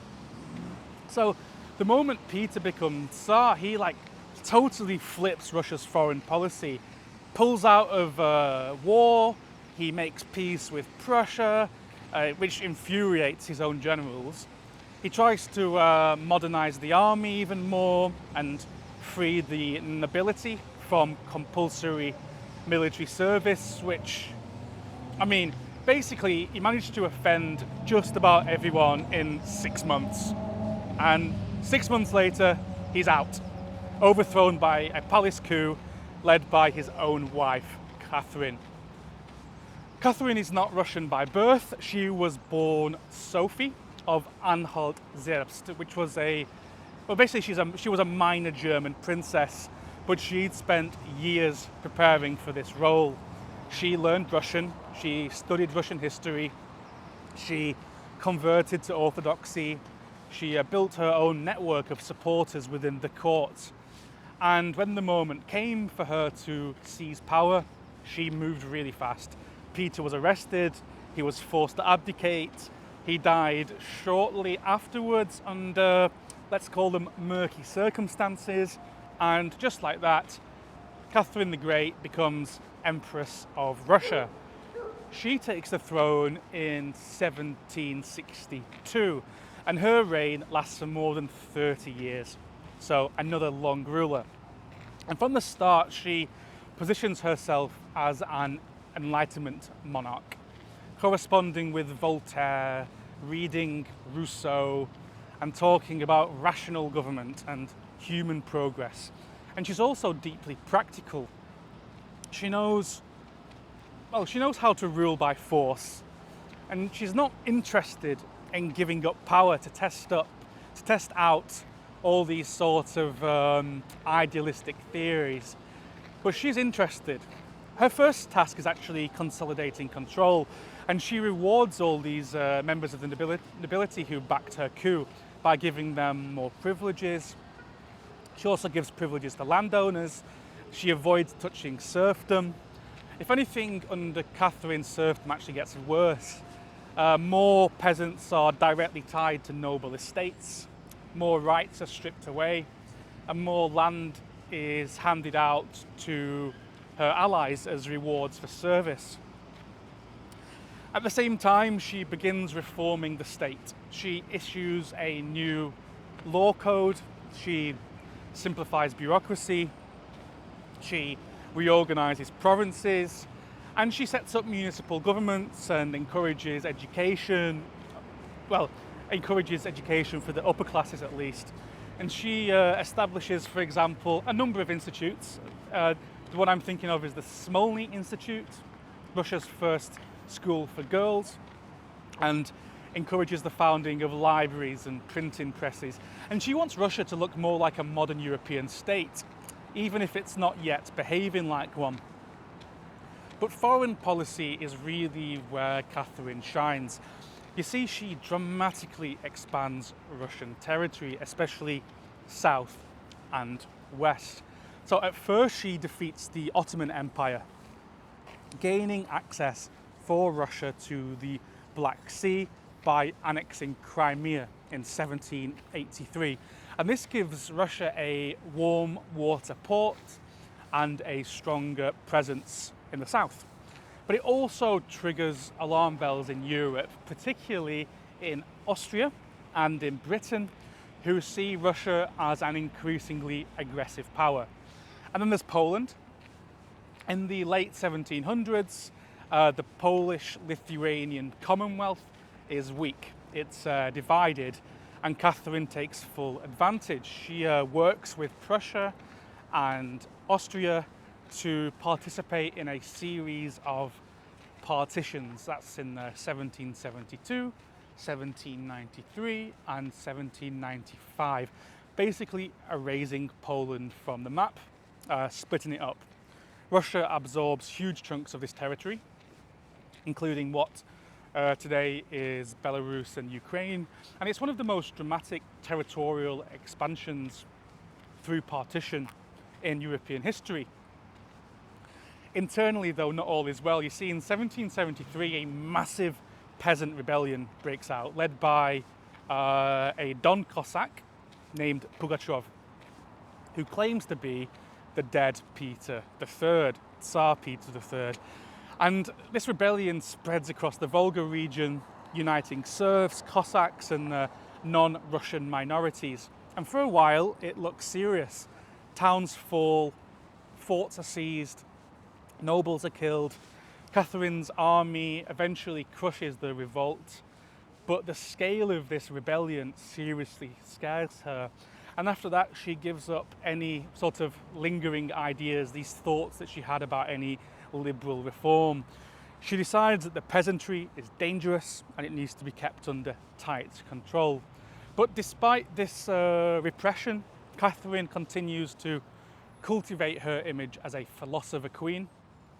She writes plays, she sponsors the arts, she presents herself as an enlightened ruler, even as she's expanding censorship, she's cracking down on dissent, she's deepening the divide between nobles and everyone else. Catherine dies in 1796, leaving the throne to her son, Paul I, whom she never really trusted and repeatedly tried to sideline. So Paul is erratic, autocratic, deeply unpopular. He tries to undo many of Catherine's popular policies. He alienates the army, and he's eventually assassinated in another palace coup in 1801. His son Alexander I becomes the next Tsar, and just in time really, because Europe is about to be turned upside down by the rise of Napoleon. So when Alexander I takes the throne in 1801, Russia is already a major empire, but it hasn't yet taken the centre stage in European politics. But that's all about to change. You see, Alexander is young, he's idealistic, and he's full of these Enlightenment ideas. And he talks a lot about constitutional reform, freeing the serfs, improving education. He brings liberal advisors into his government, and he starts drafting plans for a representative assembly. But these early reforms don't go very far. You see, as always in Russian politics, reality gets in the way of idealism. And in this case, the nobility resist. The bureaucracy drags its feet. And Alexander gradually loses interest. But in 1805, Napoleon changes everything. At first, Russia joins a coalition with Austria and Britain to stop him. But at the Battle of Austerlitz, one of Napoleon's greatest victories, the Russian and Austrian armies are crushed. And after that, Alexander backs off for a while.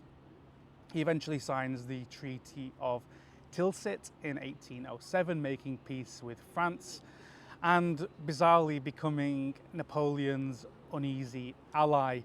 The two men meet on a raft famously in the middle of the Neman River and agreed to divide Europe into two spheres of influence. But this alliance never really works because Alexander never really trusts Napoleon, and Napoleon doesn't respect Alexander. And by 1812 it all breaks down. Napoleon invades Russia with the Grand Armée, a massive force of over 500,000 men, and his goal is to defeat the Russian army quickly, force another treaty and reaffirm French dominance over Europe. But that's not what happens, because the Russians retreat slowly, deliberately, destroying supplies as they go. And the two sides finally meet a famous battle, the Battle of Borodino. It's actually just outside Moscow, and it's one of the bloodiest battles in history. You see, technically Napoleon wins that battle. He holds the field, but he suffers huge losses, and the Russian army escapes. And then Napoleon marches in to Moscow. He expects a surrender, but instead he finds a city that's mostly abandoned and on fire. You see, the Russians decided to torch Moscow. He waits outside, no envoys come, no white flag, just silence and smoke. And eventually winter is approaching, and supplies for Napoleon's army are running low, and Napoleon orders a retreat, and this is a disaster. Because while they retreat, the Russian army harasses them all the way back to the border. And that's in freezing temperatures. There is disease, there is starvation. And by the time their retreat is almost over, most of Napoleon's army is gone. And that moment, 1812, becomes a cornerstone of what you could call Russian national identity. And it was called the Patriotic War. It wasn't just a military victory, but a moral one. This is Russia standing alone against a continental empire. It refused to surrender, and it won by, not by might, but by sheer endurance. And this is the thing, Russia doesn't stop at the border. Alexander then decides to join the coalition that eventually defeats Napoleon. Russian troops march across Europe. In 1814, Russian troops enter Paris. That's the first time in history Russian soldiers are in the French capital. And it's an enormous moment of Russian pride, and it's a sign that Russia is no longer just a regional empire. It's gone from a regional kingdom, a big kingdom, to a regional empire. Now it's a European superpower. And after Napoleon's defeat, the major powers, they all gather at the Congress of Vienna to redraw the map of Europe. And Alexander plays a leading role at the conference. He proposes a holy alliance of Christian monarchs to preserve order and faith across the continent. Other powers of Europe indulge him, but with skepticism. Domestically, though, Alexander becomes more conservative.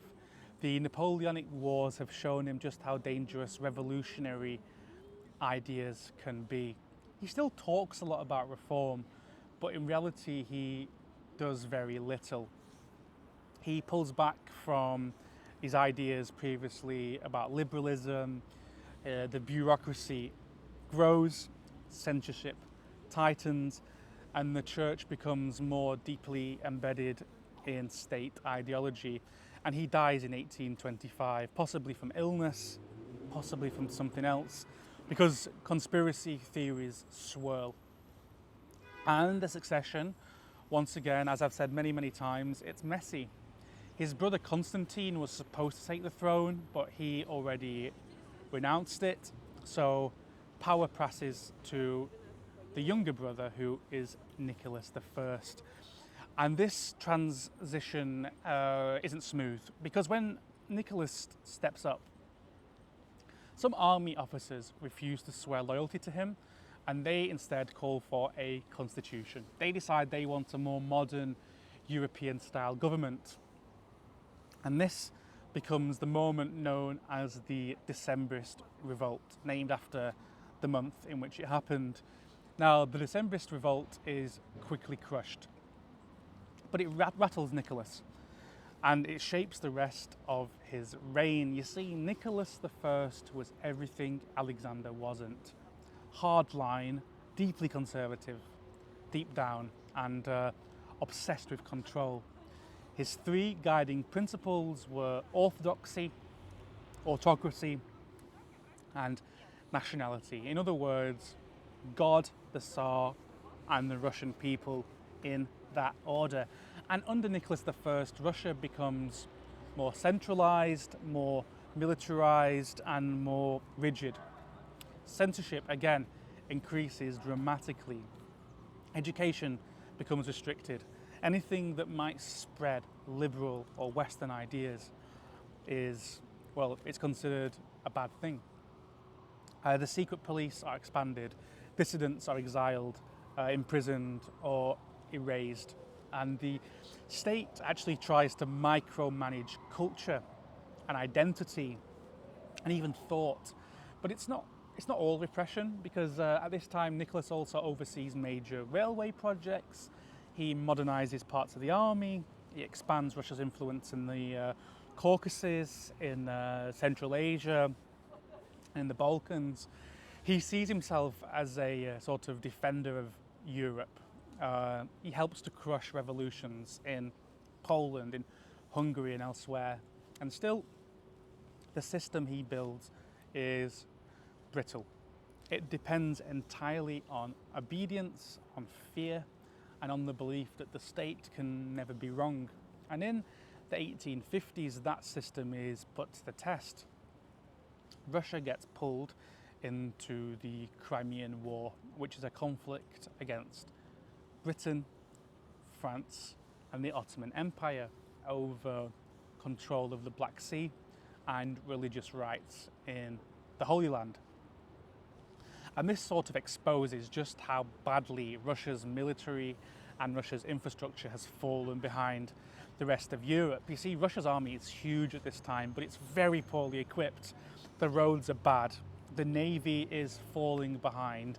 And as the Allies land in Crimea, besiege Sevastopol, and eventually force Russia at that point to sue for peace.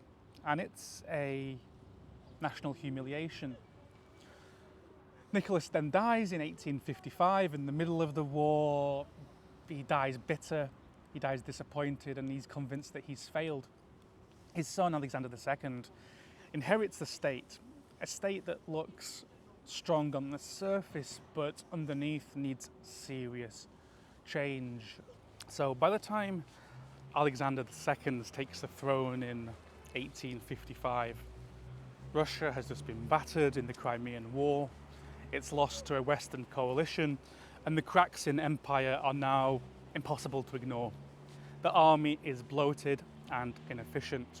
The economy is stagnant, and bureaucracy is sluggish and overgrown. Serfdom, still existing, is dragging everything down. You see, Alexander was no liberal, but he was practical. And he sees that if Russia doesn't reform from the top, revolution might come from below. So, cautiously, he starts changing things. The biggest move comes in 1861 with the very famous emancipation of the serfs. And this is a huge moment. Around 23 million people, 1/3 of the entire population, are freed from legal bondage. So on paper, this is a dramatic leap forward, because serfs are then given the right to marry freely, the right to own property, to run their own businesses, and most importantly, leave the land that they were working on. But in practice, it's a lot more complicated. You see, the land the former serfs get is limited. They normally have to buy it from the landowners that they were working on, usually at super inflated prices through long-term loans. And the landowners are compensated by the state while peasants go into debt. Many actually end up with less than they had before. In reality, most peasants stay tied to their old communities, whether that's under the authority of the village council or, normally because of the village council. It's called a mir. So yes, technically they're free, but most remain impoverished and frustrated by the limited gains they actually got from reform. Even so, emancipation changes the shape of Russian society. It creates a new class of rural poor. It disrupts the nobility's control over everything, especially the countryside. It lays the groundwork for a growing urban working class, and it gives reformers hope that more change is possible. And for a while, it looks like Alexander is serious about building a more modern state. He reforms the military, he reduces the terms of service, and makes conscription equal across all classes. He modernises the courts, he introduces trial by jury and trained judges, he creates local governments. They're called zemstvas, which handle things like roads and education and healthcare.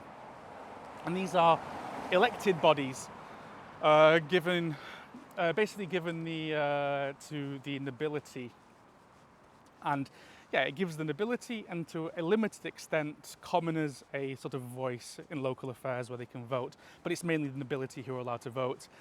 And censorship rules are slightly relaxed, new universities are founded, the press expands, and Russia starts to feel at this time like it's inching towards something resembling a civil society. But at this time not everyone is happy, you see, because the nobility, they get the strongest vote, but they're not happy that they've lost control over their serfs. These zemstvas are harder to control than when you can actually have authority over someone's life. There are radical thinkers actually on the opposite side who think the reforms don't go far enough. And there are conservative Orthodox leaders who are suspicious of Western influence creeping in to Russia through education and the press. Worse still, the reforms have created rising expectations for everyone. People see change happening and they want more. University students begin reading radical literature, and this seems the formation of small revolutionary groups. In industrializing cities, these areas become breeding grounds for mass discontent. Meanwhile, Alexander is expanding Russia's empire. In the Caucasus, in the south, the army pushes deeper into Chechnya and Dagestan, finally defeating the long resistance movement led by local Imam Shamil. In Central Asia, Russian forces conquered Tashkent and Samarkand and Khiva, which added brand new huge territories to the Russian Empire. But as the empire grows, it stretches resources thin, and it brings lots of brand new people to Russian rule, not all of whom are welcoming of it. In 1867, Alexander sells Alaska to the United States. It's seen as remote, unprofitable, hard to defend. At the time, most Russians don't care. Later, it becomes a symbol of his imperial retreat. But at the time then, it's seen as a pragmatic decision. Back home, in the empire itself, things start to get tense. In 1866, Alexander survives an assassination attempt. A student shoots him in St. Petersburg. He survives. More attempts on his life follow. One's by a Polish nationalist, another is by a revolutionary group called Narodная Volna, Narodная Volya, which is the people's will. And these aren't lone actors. These are part of a growing underground movement that comes to believe that only direct action, including violence, can break through the imperial autocratic system. And by the 1870s, Alexander is losing his nerve. You see, he starts pulling back. All of these changes he made, he starts to regret. Censorship rules start tightening again. Political meetings which were allowed are now banned. The secret police is expanded. Universities he once really liked are now being put under stricter control. Some reforms are frozen, others are reversed. Yet he's trying to walk this line between change and control, but it's not working. And the attacks keep coming. In 1881, the revolutionaries finally get him. A member of Narodная Volya throws a bomb at his carriage in St. Petersburg. The Tsar gets out of the carriage to check the damage, and waiting for him is a second bomber. This bomber hits him directly. His legs are shattered, his body is torn apart. He dies within hours. And the irony is, just hours before his death, Alexander had signed off on brand new proposals, ones that would have introduced limited civil liberties and an elected consultative assembly. Of course, that's nothing revolutionary, but it's way more than any Russian Tsar had ever offered before. And you know what? There's a story that the documents were literally in his coat pocket when he was killed. His son comes next, Alexander III, and he takes a very, very different view. No more reforms, no more half measures. Russia, he believes, has gone too far already. It's become too liberal, and he believes it's time to slam the brakes. So it turns out that filming the entirety of Russian history in one walk was a little bit too optimistic. So I'm here on the second day to continue the story. So, after the shock of his father's assassination in 1881, Alexander III decides that reform is the problem, not the solution. And his mindset at this time is very simple. He thinks if you loosen your grip, then the whole system falls apart. So he turns back the clock. No more of these liberal experiments of his father, no more gradual modernization. What Russia needs, he believes, is stability, and stability means autocracy, orthodoxy and nationalism. So from the moment he takes the throne, Alexander III is all about consolidation and control. He cancels his father's proposed reforms, he tightens censorship, he expands the secret police, he bans political meetings, he puts universities under surveillance, student groups, journals, theatre productions, they all come under really tight state supervision, with some forcibly closed if they are deemed politically risky. And at this time, the watchword is order. He also starts rolling back what had become of these little pluralism projects. So these zemstvas, these local assemblies introduced under Alexander II, were restricted, their powers were reduced, they were flooded with appointed nobles instead of elected, and lots of these judicial reforms were totally destroyed. And judges at this point are selected more for their loyalty rather than actual competence. And then throughout the empire, there's also Russification. You see Alexander III, he decides to make Russian the official language of administration and schooling across the entire empire, including lots of the empire's regions like Ukraine, Poland, Lithuania, the Baltics. And this was aimed at unity. But it came at a lot of expense. It came at the expense of local languages, of local traditions, local religions. Orthodox Christianity was promoted empire-wide. Non-Russian cultures, especially Jews, Muslims, and Catholics, were viewed with suspicion or just outright hostility. New laws were introduced that severely restricted the rights of Jewish people throughout the empire, where they can live, where they can work, where they can study.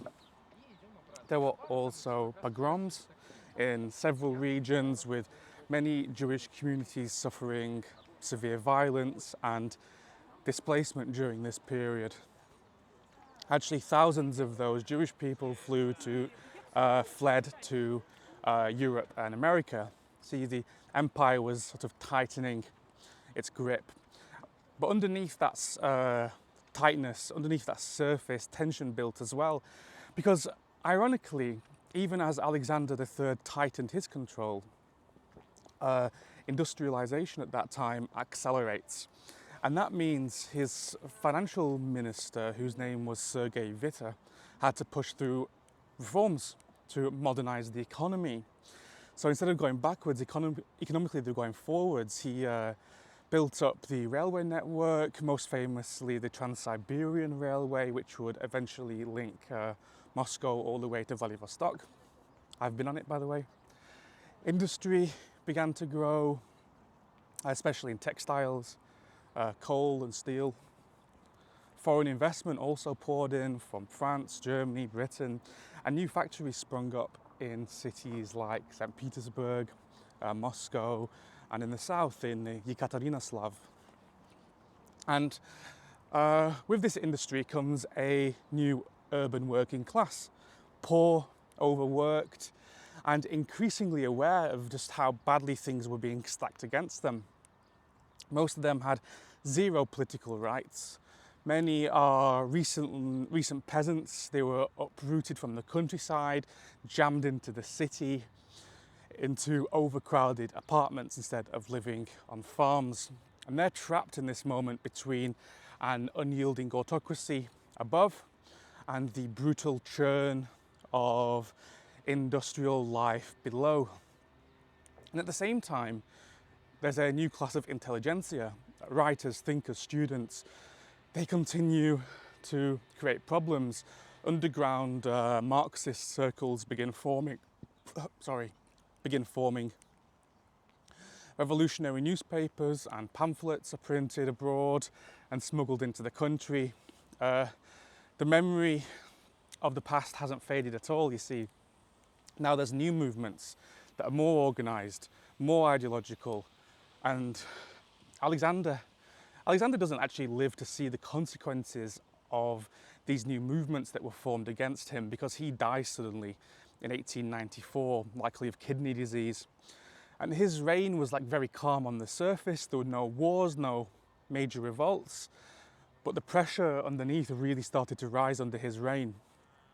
And his son, who was Nicholas II, takes the throne next. And Nicholas is a very different kind of leader. He's polite, he's devout, he's well-meaning, but he's totally unprepared for the job. He believes that autocracy is good, as deeply as his father did, but he totally lacks the confidence and the decisiveness to manage such a huge empire, especially an empire in flux like the Russian Empire was at the time. He's like totally overwhelmed by the whole situation. You see, at this time, Russia is heading into the 20th century, which is going to be the most unstable and violent decades in its entire history. So Nicholas II becomes a Tsar in 1894 at just 26 years old. And he's already in over his head from day one. He's just Well, he's not incompetent, he's intelligent, he's dutiful, he genuinely believes that he's serving Russia, but he's just completely unprepared for what's coming. You see, the empire he inherits is enormous, it's diverse, and it's full of contradictions. It's an absolute monarchy which is trying to govern a modernizing, increasingly restless population. And Nicholas, despite this changing world around him, he insists that autocracy is sacred. And early on, he says it openly. He will never share power with anyone. And that decision more than anything sort of sets the course for what follows. And the first big challenge for Nicholas is foreign policy. You see, in 1904, Russia goes to war with Japan, and that's over territory in the east, in Manchuria and Korea. And the assumption in St. Petersburg at that time is that the Japanese will just fold, and they'll fold quickly. But the Japanese don't, and this Russo-Japanese war becomes a total disaster for Nicholas. The Russian fleet is destroyed twice, the army is totally defeated in Manchuria, and Russia loses Port Arthur, which is still China today, and is forced to sign a humiliating peace in 1905. And that defeat is more than just military, it shatters the myth of Russian strength. See, Japan, a non-European country, had just beaten one of the world's largest empires. And this blow to Russian prestige is massive. But even worse, the war just exposes how broken the Russian state really is at that time. The army is poorly equipped and logistics are chaotic. Corruption is rampant, morale collapses, and back home, the unrest that had been bubbling for decades under Nicholas II's father, Alexander III, and even before that, finally boils over. In January 1905, a peaceful protest march heads towards the Winter Palace in St. Petersburg, and it's led by an Orthodox priest, actually. His name is Father Gapon. And the demonstrators there are carrying religious icons, not weapons. They're basically asking for reforms, better working conditions, fairer laws, and some kind of democratic representation. And the response from Nicholas is, well, the troops open fire. Hundreds are killed, and this day is known in Russia as Bloody Sunday. And this changes absolutely everything. The previous illusion was that the Tsar was a benevolent, fatherly type figure, and that evaporates overnight. Strikes sweep across the empire, universities are shut down, peasants burn estates, soldiers mutiny, and even parts of the actual navy, they rebel, most famously aboard the battleship Potemkin. And suddenly Nicholas is facing a full-blown revolution, and for the first time the position of the Tsar actually looks really, really shaky. And he stalls, and then he finally cracks. In October 1905, he issues the October Manifesto, promising a constitution and an elected parliament called the Duma. And this is a massive concession. For the first time in Russian history, the autocrat agrees to share power. But almost immediately, straight away, he starts walking back these promises he just made. The first two Dumas are filled with critics of the regime of the Tsar. They're liberals, socialists, and peasant representatives. So Nicholas dissolves both. He changes the electoral law at that time to favour landowners and loyalists to the crown. So the third and the fourth Dumas are much more conservative, a lot easier to control for Nicholas. And the whole sort of Duma experiment becomes kind of a puppet show. Parliament exists, but the real power stays with the Tsar and the Tsar's ministers. Still, 1905 is a turning point because Russia doesn't become a constitutional monarchy like the United Kingdom today, for example, but the idea has been introduced now. It's in the consciousness. political parties have been legalized, the press becomes a bit freer, revolutionary groups are more organized, and Russians, especially in the bigger cities, just totally stop believing that autocracy can or perhaps should survive. Nicholas responds by leaning even harder into state power. His secret police, called the Akhrana, expand their surveillance and infiltration tactics. Dissidents are arrested or sent to exile in Siberia. Some are executed. Censorship tightens again. And meanwhile, the Prime Minister at the time, Pyotr Stolypin, tries to reform the countryside. He wants to break up the current system and create a class of independent property owning farmers. And the idea is to create a sort of conservative rural middle class that will support the crown, will support the Tsar. And Stolypin does have some success at this time. Agricultural production rises, parts of the countrysides do stabilize, but he's also hated by the nobility and the left, so basically on both sides. He survived several assassination attempts before he's finally shot in 1911, and his death removes one of the last figures who really might have been able to modernize the regime from within. Culturally, however, at this time in the 1900s, Russia is booming. Literature, music and art, they're all world class. That's where you get writers like Tolstoy and Chekhov, composers like Rimsky-Korsakov and Stravinsky and Tchaikovsky. You also get artists like Kandinsky and the famous World of Art movement. They're all active during this period. So there's an incredible sort of creative energy across the entire empire. But politically at this time, the system is so brittle. Nicholas surrounds himself with reactionary advisors. His wife, called Alexandra, the Empress, she's German. She's not Russian, and she's increasingly unpopular, especially during World War I. She becomes obsessed with a mystic named Rasputin. I'm sure you'll have heard of him, who claims that he can heal their haemophiliac son, Alexei. And Rasputin's influence at court becomes a national scandal. Ministers are hired and fired based on his advice, and newspapers start mocking the palace. And the public really starts to believe that the empire is being run not by the Tsar, but by a mad monk and a foreign empress. And by the 1910s, the cracks are very obvious. And then 1914 comes along and absolutely everything blows wide open. You see, Russia enters World War I, and the Tsar hopes that war will unite the country, but it doesn't, because the army is just disastrously undersupplied. Some soldiers are sent to the front without rifles. Casualties are horrific. The transport system collapses completely, cities run out of food, inflation skyrockets, strikes return, morale throughout the empire vanishes.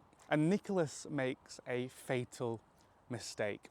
He leaves the capital and he takes personal command of the Russian Empire's army. And that now means that the military failure is blamed directly on him. Back in St. Petersburg at this time was called Petrograd. Alexander and Rasputin are effectively running the government and making a total mess of it. By early 1917, the whole thing snaps. By the start of 1917, Russia is completely exhausted. The war has dragged on for 3 very brutal years. Nearly 2 million soldiers are dead. Millions more are wounded or missing. The army is demoralized, often starving, often without boots or rifles. The railway system is failing, cities are running out of food, prices are out of control, fuel is scarce, strikes are spreading throughout the empire, and the trust in government has collapsed. And Nicholas II still clings on to his divine right to rule at this time. But he's far from the capital. He's at the military headquarters in Mogilev, which is modern-day Belarus. He believes that if he holds firm, doesn't bend, things will settle down, but they don't. And his decision to leave the capital and put the government in the hands of Empress Alexandra, who is unpopular, isolated, and heavily influenced by Rasputin, only makes things worse. So in Petrograd, the mood shifts incredibly quickly. There had been strikes before, there'd been protests before, but something changes in February. On International Women's Day, March 8th by the modern day calendar, thousands of women take to the streets, demanding bread.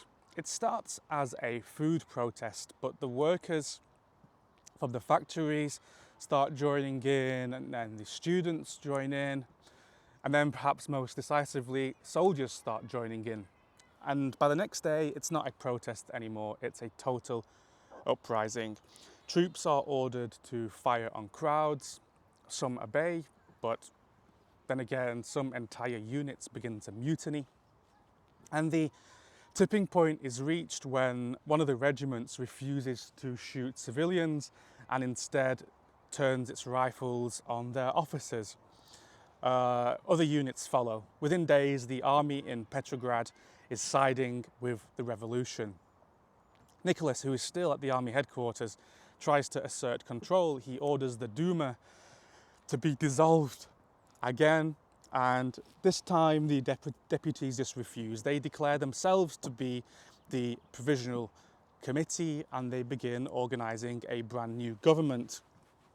Meanwhile, the workers and soldiers form their own Petrograd Soviet, reviving the structure that was used during the 1905 failed revolution. And it's not one revolution, it's sort of two revolutions unfolding side by side. One is liberal and one is socialist. One is parliamentary and one is populist. And Nicholas's train, when he comes back he's trying to go back to St. Petersburg, it's blocked before he can return to the capital. And his own generals basically tell him the truth. The army doesn't support you anymore. Your ministers have fled. The streets are in open rebellion against you. There is nothing left for you to rule. So on March 2nd, 1917, Nicholas II abdicates the crown and he hands it to his brother, Grand Duke Michael. So Mikhail, he hesitates. Then he refuses and says, I won't accept the throne unless it's confirmed by a democratically elected assembly. Of course, that never happens. And just like that, after 300 years, the Romanov dynasty ends. And it happens like almost quietly, especially when you compare it to the scale of just what it means. There's no dramatic execution, there's no final stand, it's just a signature on a telegram saying I quit, and a collapsing system that can't hold itself up anymore. And with the monarchy gone, power finally formally passes to this provisional government, which is made up of not socialists, not communists, mostly liberal Duma deputies and moderate reformers. And they promise for the people of Russia civil liberties, a constituent assembly, a end to repressions. They free political prisoners, exiles are welcomed back into the country, newspapers flourish, the death penalty is suspended again, and Russia briefly, for a very quick moment of time, becomes the freest country in Europe on paper. You see, there's this catch. The provisional government does not end the war. It continues to fight against Germany. And that's what most Russians want the most. But what they want deep down, it's peace. The war is the single biggest cause of the collapse of the Romanov dynasty. Soldiers are deserting in the tens of thousands, entire regiments are just getting up and going home. And yet the new leaders of Russia believe Russia must honour its commitments, which are this time to Britain and to France. So they keep fighting, hoping that victory in the war will stabilise the country. But it does the complete opposite. You see, while the provisional government tries to govern the Petrograd Soviet, this sort of parallel revolution is growing in influence, and that starts controlling communications, it controls transport. And more importantly, it starts controlling military garrisons, and it issues the famous Order Number 1, telling soldiers not to obey officers unless those orders are approved by the Soviets. So it's effectively a rival government, one with more boots on the ground and way more popular support. There's a sort of dual power structure going on, and the provisional government has the sort of legal authority, whereas the Soviet has the real authority. It's sort of legal versus real, and the longer that ambiguity goes on, the weaker the liberal project becomes. And then in April, a man called Lenin arrives. Lenin had been in exile in Switzerland at this time, and the Germans, who had hoped to destabilise Russia further, helped smuggle Lenin back into the country through neutral territory. And he arrives at the famous Finland station in Petrograd, and he basically throws a grenade into the politics of Russia. He writes April Theses, which are radical. He pushes that there should be no support at all for the provisional government, no compromise with other socialist parties, no waiting for the bourgeois phase of communist revolution, only a direct transfer of power to the Soviets. And he has this brutally simple slogan: peace, land, and bread. And it really lands hard. But you know, many in the Petrograd Soviet at this time think Lenin has actually lost his mind. They think he's going crazy, but the mood in the country is shifting. It's becoming more radical, and the provisional government is weak and it's dithering. The war keeps dragging on, and the peasants actually start seizing land on their own. The workers form factory committees. Discipline in the army has just totally collapsed. The government can barely issue any orders, let alone enforce any of them. And throughout that summer, unrest grows and grows and grows. And in July, armed demonstrations break out in Petrograd. And that's known as the July Days. At this time, a group called the Bolsheviks try and stay ahead of the events, but they actually miscalculate. The government cracks down upon them. So Lenin flees again. He goes to Finland. Other Bolshevik leaders are arrested. And at that point, it looks like this communist Bolshevik movement is over. But then, in August, there's a man called General Kornilov. He's the commander of the army, and he tries to march the army to Petrograd to restore order. And the provisional government, which is at this point being led by a guy named Alexander Kerensky, panics. To stop Kornilov, they release the Bolsheviks from jail and hand them weapons. So at this point, the coup being led by the general of the army collapses, but the damage is done, you see, because Kerensky looks weak and the army is discredited. And now the Bolsheviks are armed, they've been legalized, and they're more popular than ever because they're the ones who beat the army. And by October, the provisional government of the Russian Empire is hanging by a thread. And the Bolsheviks now have the majority support within the Petrograd Soviet to form a military revolutionary committee. So Lenin returns to Russia in secret and pushes for immediate action. Some of his allies actually hesitate, but he insists, he tells them, look, this is now or never. So on the night of October the 25th, which is November the 7th in the new calendar, the Bolsheviks move. They seize key buildings, train stations, telegraph offices, bridges. The Red Guards take control, basically without much resistance at all. And the Winter Palace, where the Tsar lived and now where the provisional government is holed up. It falls with barely a shot being fired. The whole thing is almost bloodless. It's definitely more coup than insurrection. But symbolically, it's absolutely enormous. The next morning, Lenin appears and he declares all power to the Soviets. And at that point, the revolution is done. The Russian Republic, which was barely 8 months old after the fall of the Tsar, is over, and the world's first communist state had just been born. When the Bolsheviks seized power in October 1917, that's not the end of the story. It's the start of a brand new story, and it's a far more violent and unpredictable story than before. You see, they have overthrown the provisional government, yeah, but outside of Petrograd, their control is flimsy. Most of the country hasn't agreed to anything, and many of them actually don't even know what's happened yet. People in the Far East get their news way slower than people who are in Petrograd, so people don't know what's happened. The peasants are still sort of grabbing land on their own terms, and whole regions of the country are run by local committees or warlords, or in some cases nobody at all. But the Bolsheviks continue to move fast. They decide they're going to scrap the old imperial bureaucracy, and they set up a new council of people's commissars.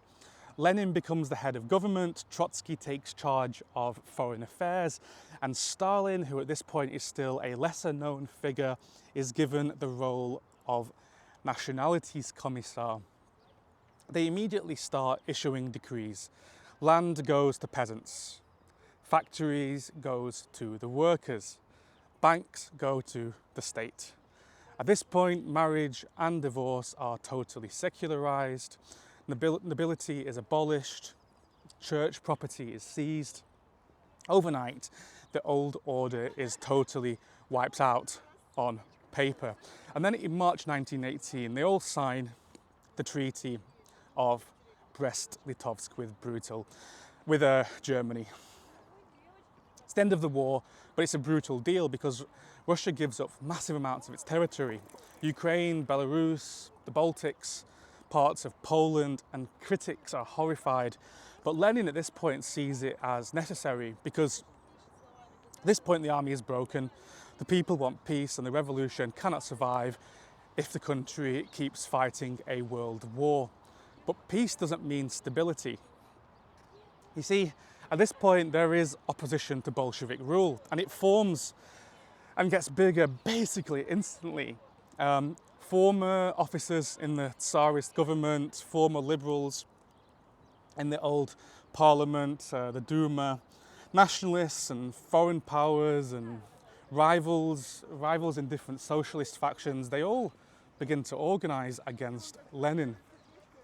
And this becomes one of the bloodiest chapters in Russian history. It's the Civil War. On one side, there's the Reds, who are the Bolsheviks and their supporters, and on the other side, there are the Whites. And the Whites are a loose alliance of anti-Bolshevik forces with different ideologies, but one shared goal, which is get rid of the Bolsheviks and get rid of Lenin. And then there's the Greens, which are a different group, who are basically peasant armies fighting for local autonomy. And then there are other foreign armies like Britain, France, the US, who all send in troops, mostly to stop the spread of communism and protect their own national interests. But this war isn't just a clash of armies, it's a complete collapse in civilization across much of Russia.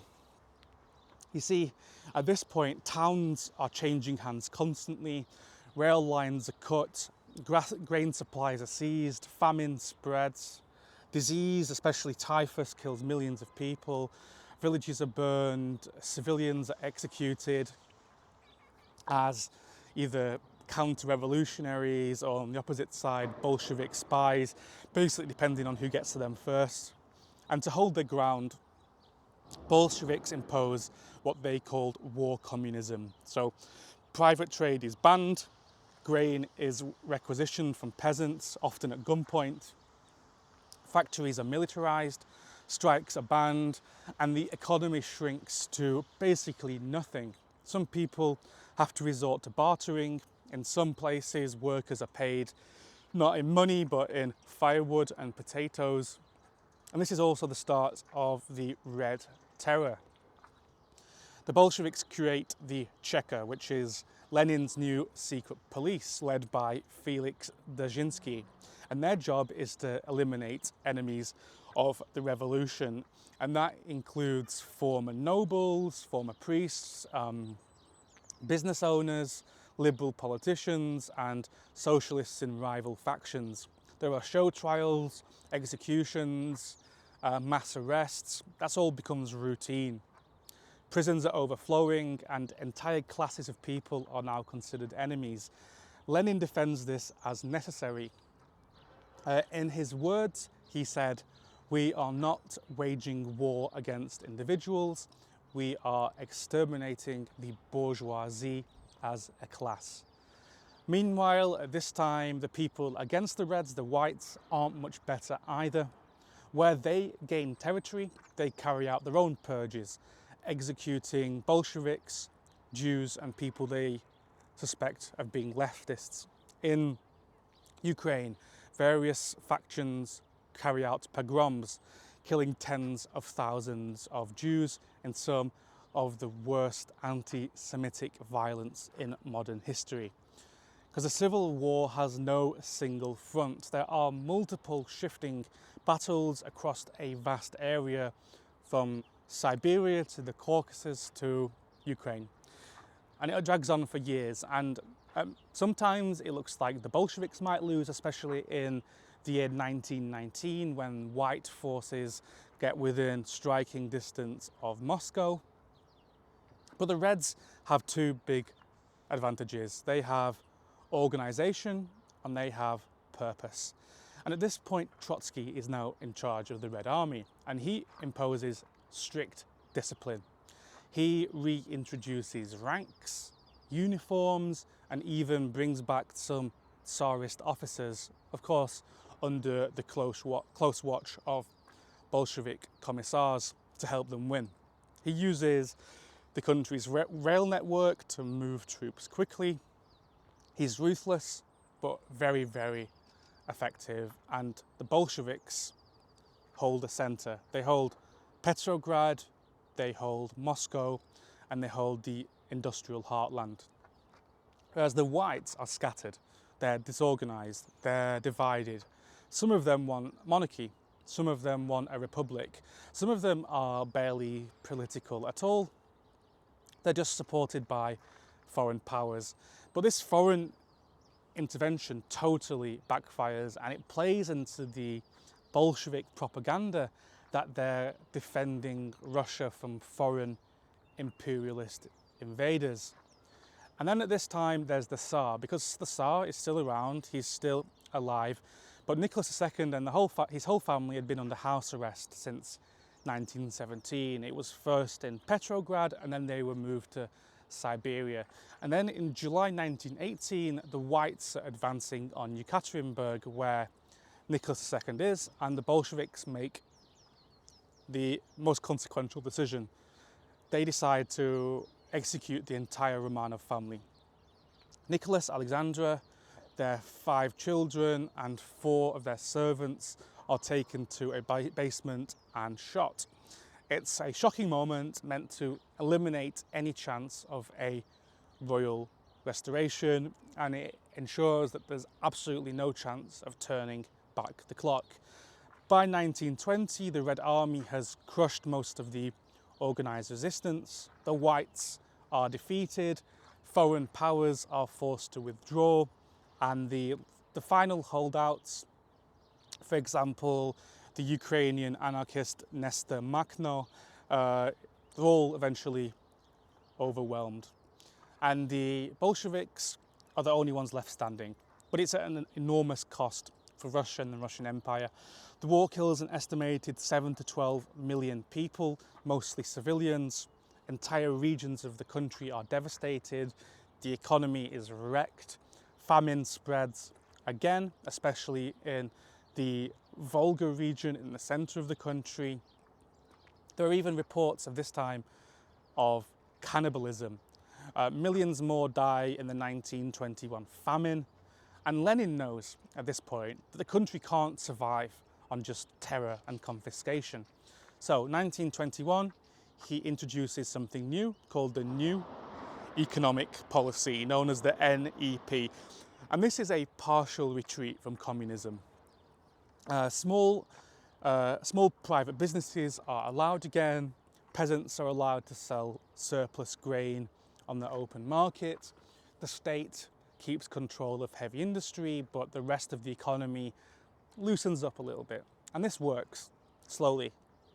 Trade returns, markets revive, people start breathing again.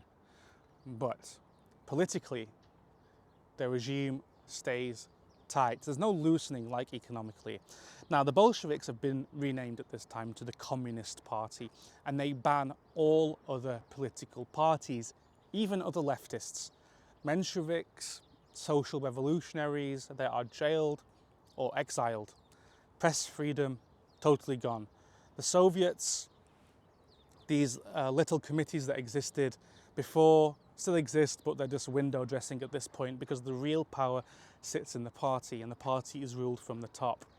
And by the time Lenin's health fails in 1923, the Soviet Union had officially been born just 1 year prior. So Lenin dies in January 1924 after a long series of strokes. And he leaves behind a one-party state, which is at this point an exhausted country and a rising internal power struggle. And at this point, waiting quietly in the wings is a man named Joseph Stalin. So when Lenin dies in 1924, the Soviet Union is still recovering from years of war, famine, and revolution. The Bolsheviks have won the civil war, but the country is totally in ruins. The economy is fragile, infrastructure has collapsed. Entire regions of the empire, which is now the Soviet Union, are depopulated. And politically, the future of the new socialist state is wide open, and it's incredibly uncertain because Lenin hadn't named a clear successor. He'd left behind some concerns about the growing power of Stalin. Everyone knew them because at this time he was serving as the General Secretary of the Communist Party. And then when Lenin was about to die, he wrote something what's known as his testament, in which Lenin warned that Stalin might be too forceful in his methods if he becomes leader. That document was kept private, and in the months that followed, Stalin quietly consolidated his power. You know, Stalin wasn't the most famous revolutionary at that time. That probably was Leon Trotsky.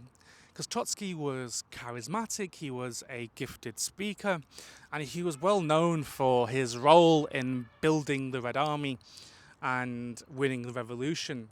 But Stalin was the strategist.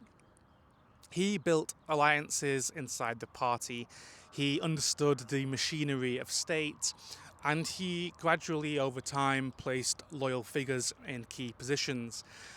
And while others were too busy debating ideology, Stalin instead focused on organization. And by 1927, Trotsky and many other prominent Bolsheviks, Zinoviev, Kamenev, and later Bukharin, they'd all been sidelined. Some were exiled, others were reassigned. And Stalin was now the central figure in the Soviet leadership. And from this position, he began shaping the future of the USSR. Because at this point, the country was still operating under Lenin's new economic policy, which was a compromise that Lenin had basically introduced after the Civil War, which allowed small-scale private enterprise and limited market activity, especially in agriculture, to help revive the incredibly shattered economy. And while the NEP did have some success, it was always viewed within the party as a temporary measure. And Stalin decided, enough of this, time to move towards full state control of the economy. So in 1928, he launched the first 5-year plan, which was basically a focus on rapid industrialization. And the aim was to transform the Soviet Union into a major industrial power in basically a short amount of time as possible. New factories were built across the country, and around those factories emerged whole cities. And then heavy industry, it became the backbone of the entire Soviet economy. And to support this, agriculture was also reorganized. The state introduced something known as collectivization, which was basically the idea that small farms should be merged together into large farms, all owned together collectively to increase efficiency and ensure grain supplies.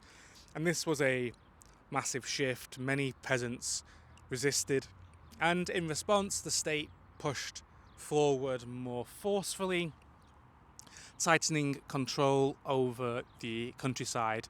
And this process was particularly devastating in some regions, especially in Ukraine, in the Volga Basin, and parts of Kazakhstan, where people resisted collectivization and there were poor harvests. And the Soviet grain requisitioning policies left rural populations with not enough food, basically. And in 1932-1933, these factors contributed to a severe famine, which is remembered in Ukrainian history today as the Holodomor. And estimates of the death toll vary, but millions of people died across several Soviet republics.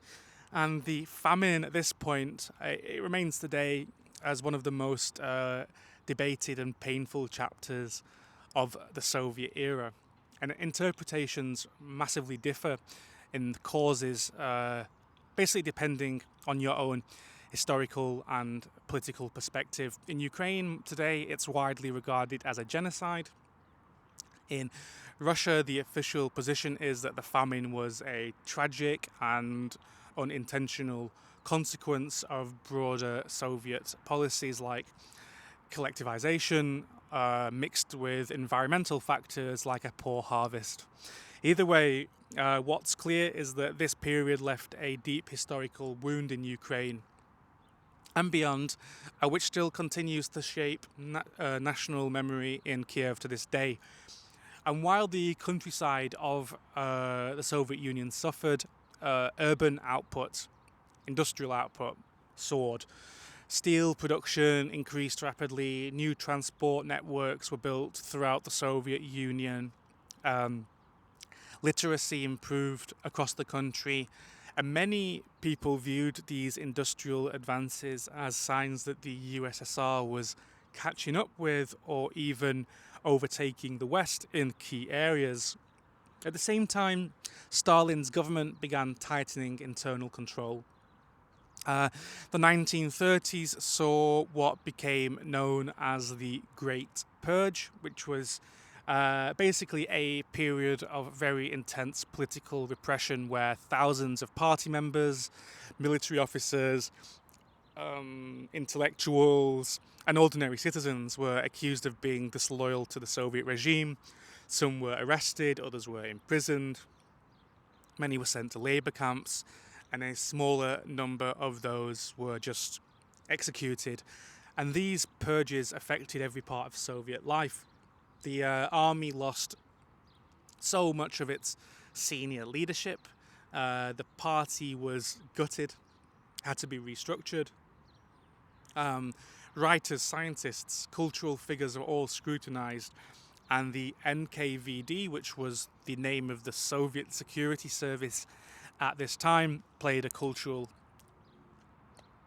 central role in it.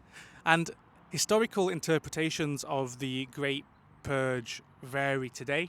Some see it as driven by Stalin's desire to eliminate rivals and consolidate power. Others point to a broader culture of suspicion and instability that had basically been built up ever since the revolution and had never gone away. Either way, these purges reshaped Soviet institutions and left a lasting mark on the country's political culture. And despite the repressions, Stalin's rule actually saw lots of major achievements that many in Russia still view as formative to this day. For example, the industrialization of the country, improvements in education and science, and the creation of a centrally planned economy, which for a time delivered rapid growth. And by the end of the 1930s, the Soviet Union had been radically transformed. It had gone from a war-torn, mostly agrarian state to a centralized, industrialized power with growing global influence. But it was also a country shaped by extraordinary hardship and immense personal and collective sacrifice of the Soviet people.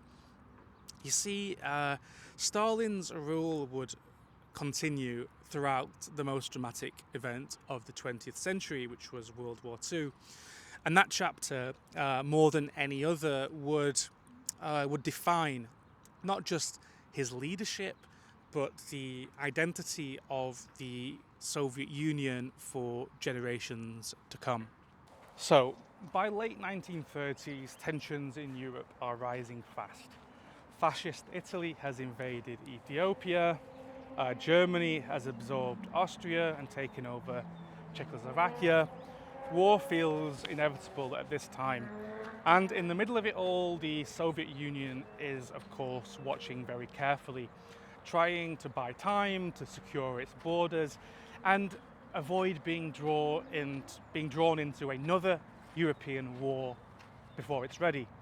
In August 1939, the USSR signs a non-aggression pact with Germany. You will know this as the Molotov-Ribbentrop Pact, named after the two people who signed it, Molotov and Ribbentrop, the two foreign ministers of the countries. And this agreement guarantees that neither side will attack the other and includes additional protocols outlining zones of influence in Eastern Europe. And from the Soviet perspective, it's a pragmatic move to avoid an immediate war and regain some of its lost territories from the imperial past. From the German side, it clears the path for them to invade Poland without facing a two-front war. So on the 1st of September 1939, Germany invades Poland from the west. And just over 2 weeks later, Soviet troops move into eastern Poland.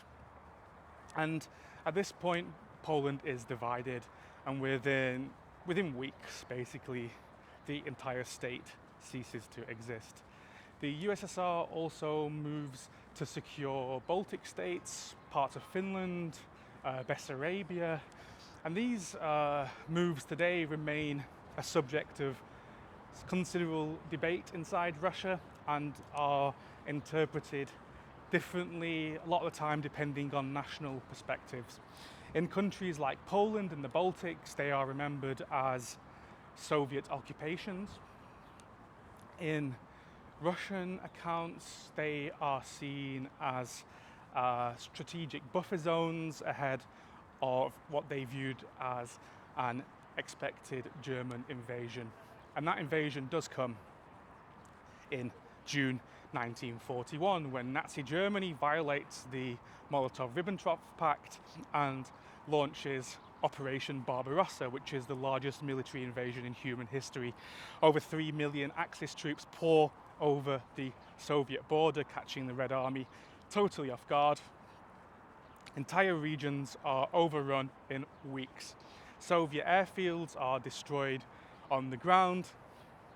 Supply depots are captured, and the German forces reach the outskirts of Leningrad, as it's now called, as well as Moscow and the very oil-rich Caucasus region. It's a massive catastrophe for the Soviet Union, but the Soviet Union doesn't collapse. At this point, factories are dismantled and relocated east beyond the Ural Mountains. And within months, the Soviet Union is producing tanks, aircraft, and ammunition around the clock. Moscow digs in, millions are mobilized, volunteers help dig trenches, build barricades, and reinforce rail lines throughout the entire Soviet Union. And although there was mass confusion in the first few months, the country manages to mobilize faster and on a greater scale than anyone expected. Stalin stays in Moscow, refusing to evacuate. The political leadership regroups. Generals like Zhukov, Roskovsky, Vasilevsky, they begin leading coordinated counter-offensives against Nazi Germany. And across the country, ordinary people brace themselves for a fight that will last nearly 4 years. The siege of Leningrad begins in September 1941 and it lasts until January 1944. That's 872 days, with the city being totally cut off, severe supply lines severed, food runs out. In the winter, temperatures drop to -30. People eat anything they can find. An estimated 1 million civilians in Leningrad at that time die. But the city never surrenders. Cultural life continues. The Leningrad Symphony is performed famously in the middle of the siege. The Red Army and local militias hold the lines, and it becomes one of the most powerful symbols of Soviet endurance. Further south in Soviet Union, fighting in Ukraine, Belarus and the Donbass is intense. Cities like Kharkov, Kiev, Odessa change hands repeatedly. Entire communities are wiped out, but partisan movements, who are local fighters operating behind enemy lines, behind Nazi German lines, disrupt German supply chains, sabotage their rail lines. They provide critical intelligence to Moscow. And these groups include men, women, students, veterans, even teenagers, and their bravery becomes the stuff of legend. Then comes Stalingrad. In late 1942, Hitler attempts to seize the city on the Volga and cut Soviet north-south supply lines. And that battle lasts nearly 6 months, street by street, building by building. Both sides suffer immense losses. Civilians are caught in the crossfire. Some fight alongside soldiers. That's normal civilians picking up weapons. Entire families shelter in basements for months. They ration bread and water. The Red Army launches a huge counter-offensive known as Operation Uranus, circling the German 6th Army, and after weeks of bitter winter combat, the Germans surrender in early 1943. And that's the first major defeat of the Nazi war machine and the turning point of the entire Second World War. From then on, momentum has shifted. In 1943, Soviet forces win the Battle of Kursk, known as the largest tank battle in history. The Red Army begins to push west. Cities and villages are recaptured, liberated from German occupation, revealing the horrors that the Germans left behind. Mass graves, destroyed towns, families wiped out. And these discoveries fuel Soviet determination to finish the war whatever the cost. In 1944, offensives retake Belarus, Ukraine, and move into Eastern Europe. In some regions, the Red Army was welcomed as liberators, as heroes. In other places, especially in the Baltics and in Poland, they're less happy and think they now have new occupiers. But in April 1945, Soviet troops reach Berlin. The fighting is brutal, again street by street, but the Wehrmacht is pushed back. On May 9th, Nazi Germany surrenders. In the Soviet Union, it becomes what is celebrated today as Victory Day. It's a date etched on to the national memory. The cost of victory, though, is staggering. At least 27 million Soviet citizens die. Soldiers, civilians, partisans, prisoners of war. Some estimates are even higher than that. Entire cities are reduced to rubble. Families are broken, villages gone. There are few families left untouched by grief. And it becomes known as the Great Patriotic War. It's a central part of Soviet identity from then on. Streets are named throughout the country after various battles. Statues rise in city squares and eternal flames are lit in almost every town. Children go to school, they grow up knowing the names of heroes. And Victory Day isn't just a normal celebration, it's a memorial. It's a day to honour sacrifice, mourn the lost, and recognise the scale of what was achieved by the Soviet Union. And after the war ends, the USSR stands not only as the victor, but now a true global power. It paid a greater price than any other country in the fight against Nazism, against German fascism. And it emerged with enormous influence in Europe and beyond. But victory marks not an end, but a brand new beginning, a new phase of world politics, one that would soon be called the Cold War. When the war ends in 1945, the Soviet Union is both triumphant and devastated. It's a victory unlike any other in its history, but it comes at an enormous cost. Cities are in ruins, bridges, roads and railways totally obliterated. Entire villages no longer exist. A generation of Soviet citizens wiped out. And yet, despite the grief, despite the destruction, the country begins rebuilding almost immediately. Reconstruction becomes the national mission. Workers return to shattered factories. Engineers rebuild steel plants and power stations. The rubble of cities like Stalingrad, Kiev and Smolensk is cleared by hand. Children collect scrap metal. Veterans return from the front and go straight to work. And within 5 years, coal and steel production are back at pre-war levels. By 1950, in many sectors, they've surpassed pre-war levels. And it's not just about economics at this point, it's also about restoring this national pride and stability, because the war totally unified the country. And the state then promotes a sense of shared victory and shared destiny. Victory parades become regular, although they are far more subdued at that time than they are today. Monuments rise throughout the country, and the memory of the war becomes central to the entirety of Soviet identity, and it's tightly woven from that point into public life. But outside the USSR's borders, the world is changing fast. The end of World War II creates a new global divide. The United States and the Soviet Union emerge as the world's two dominant global powers with very, very different systems and visions for the post-war world. And what follows is a new kind of conflict, but not with tanks or rifles, but with influence and alliances and ideology, and of course the threat of nuclear weapons.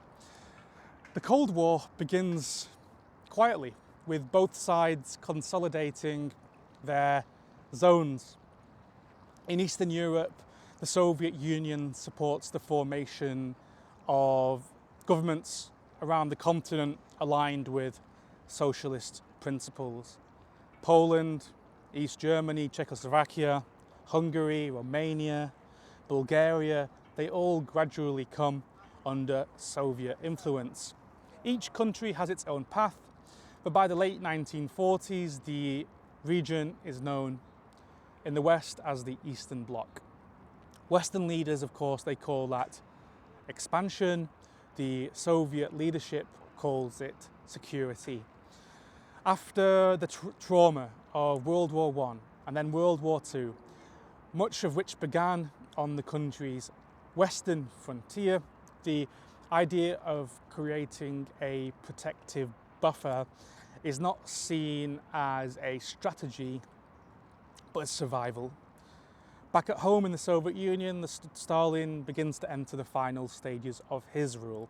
He's older now, but still firmly in public control. His image, it's just elevated to like a near mythical status. His portraits are in schools, they're in factories. His name appears in books and speeches and ceremonies. Soviet narratives of history increasingly emphasize the personal role of Joseph Stalin in the revolution, of the war, and in national development post-war. And he's widely viewed as the architect of victory and the embodiment of national strength. Beneath the surface, at this point, political repression continues. Though the mass purges of the 1930s never return in the same form, the post-war years see renewed surveillance, arrests, and tight ideological control.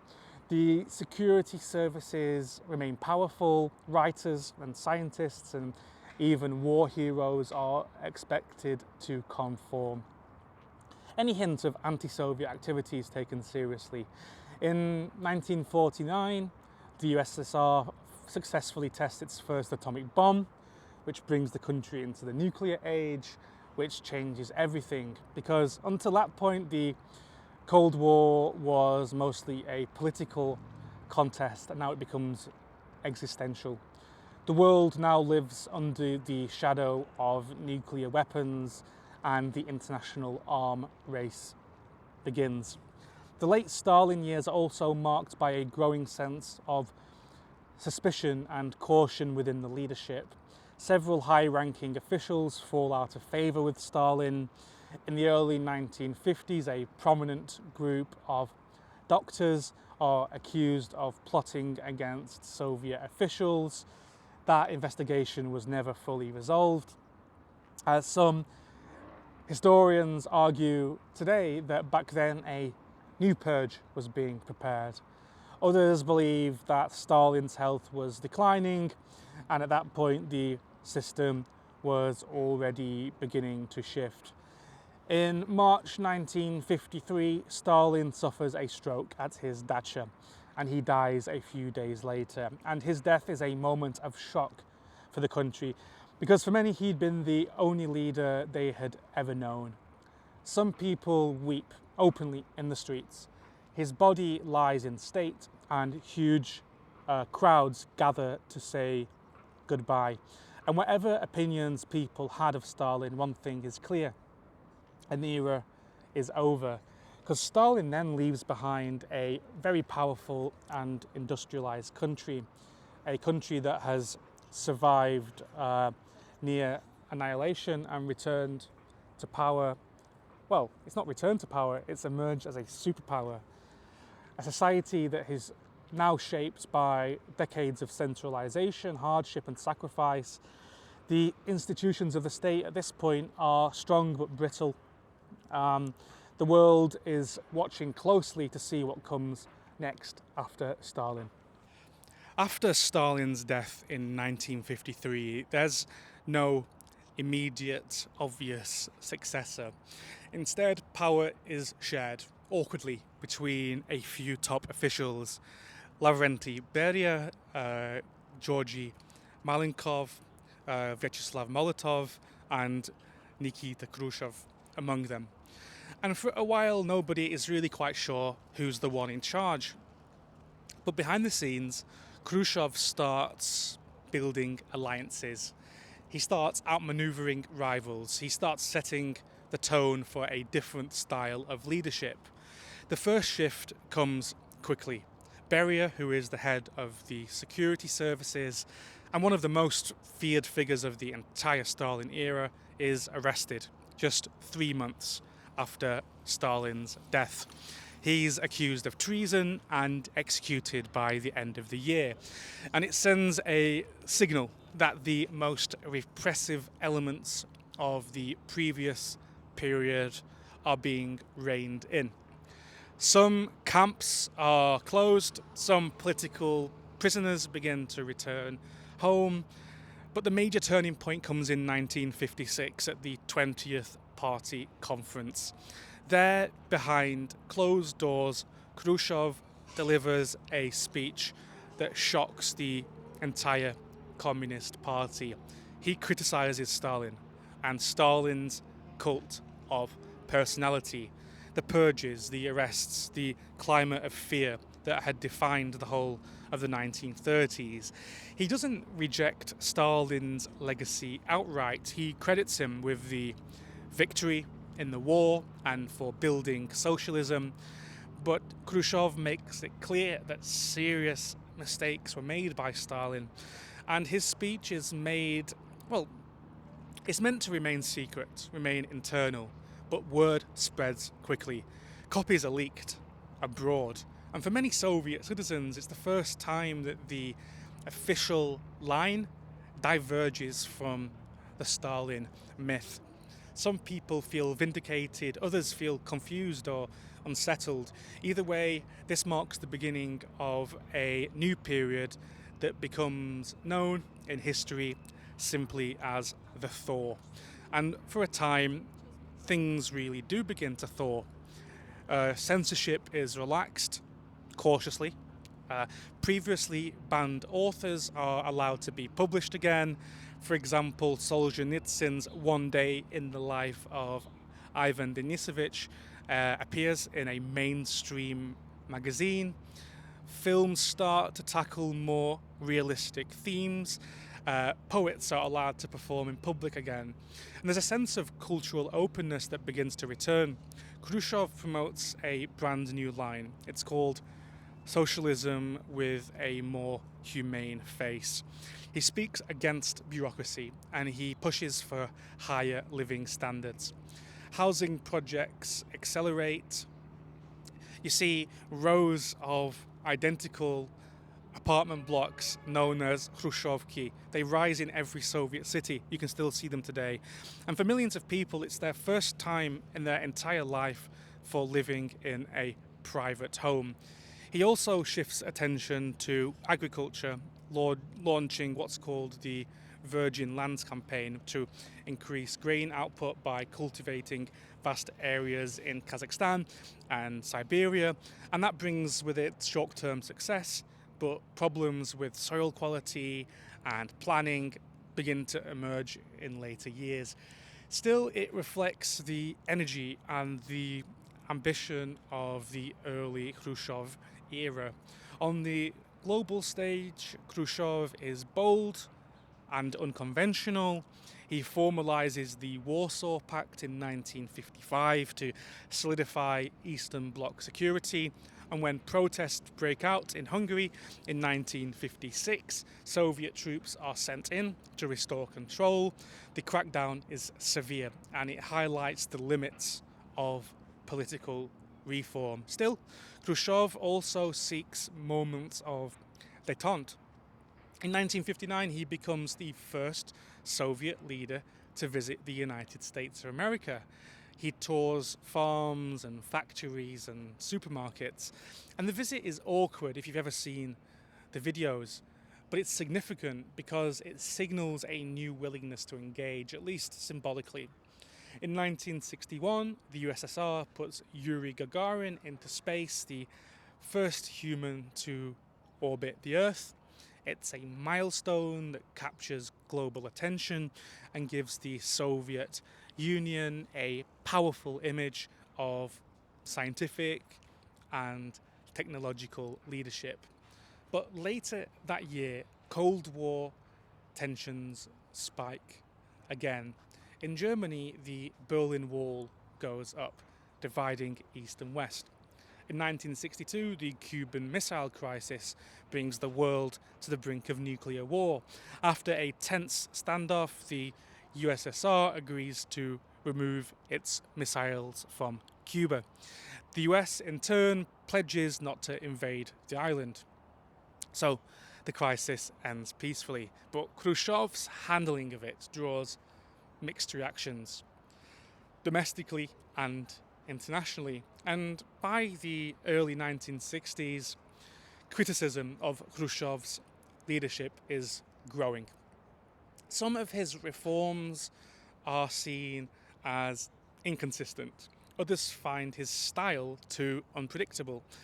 Economic promises are now outpacing real results. And in 1964, when Khrushchev is on holiday, senior party figures move against him, and he's quietly removed from power and retires to a dacha outside Moscow. Officially, he's thanked. Unofficially, his time is over, like this. And his legacy today remains mixed, but significant. You see, Khrushchev introduced reforms that brought a degree of openness to Soviet life. He rolled back the harshest forms of repression. He spoke honestly, or at least in part, about his own mistakes. His policies were uneven and many ambitions went unfulfilled, but his efforts to humanize the system and offer a different vision of socialism left a mark that lasted a long time after he was gone. And his departure opened the door to a new chapter, one that promised stability and order. But stability and order after Khrushchev came at the cost of momentum. Next up was Leonid Brezhnev. When Brezhnev takes over in 1964, the mood shifts again. You see, after the bold swings and the dramatic speeches by Khrushchev, Brezhnev is different. He's calm, he's steady, he's cautious. His leadership style is quieter.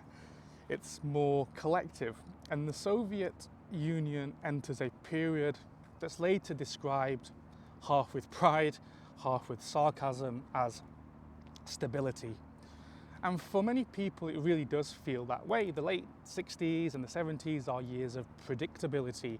The post-war generation is coming of age, cities are growing, the housing situation is slowly improving, and almost everyone at this point has access to free education and healthcare and a guaranteed job.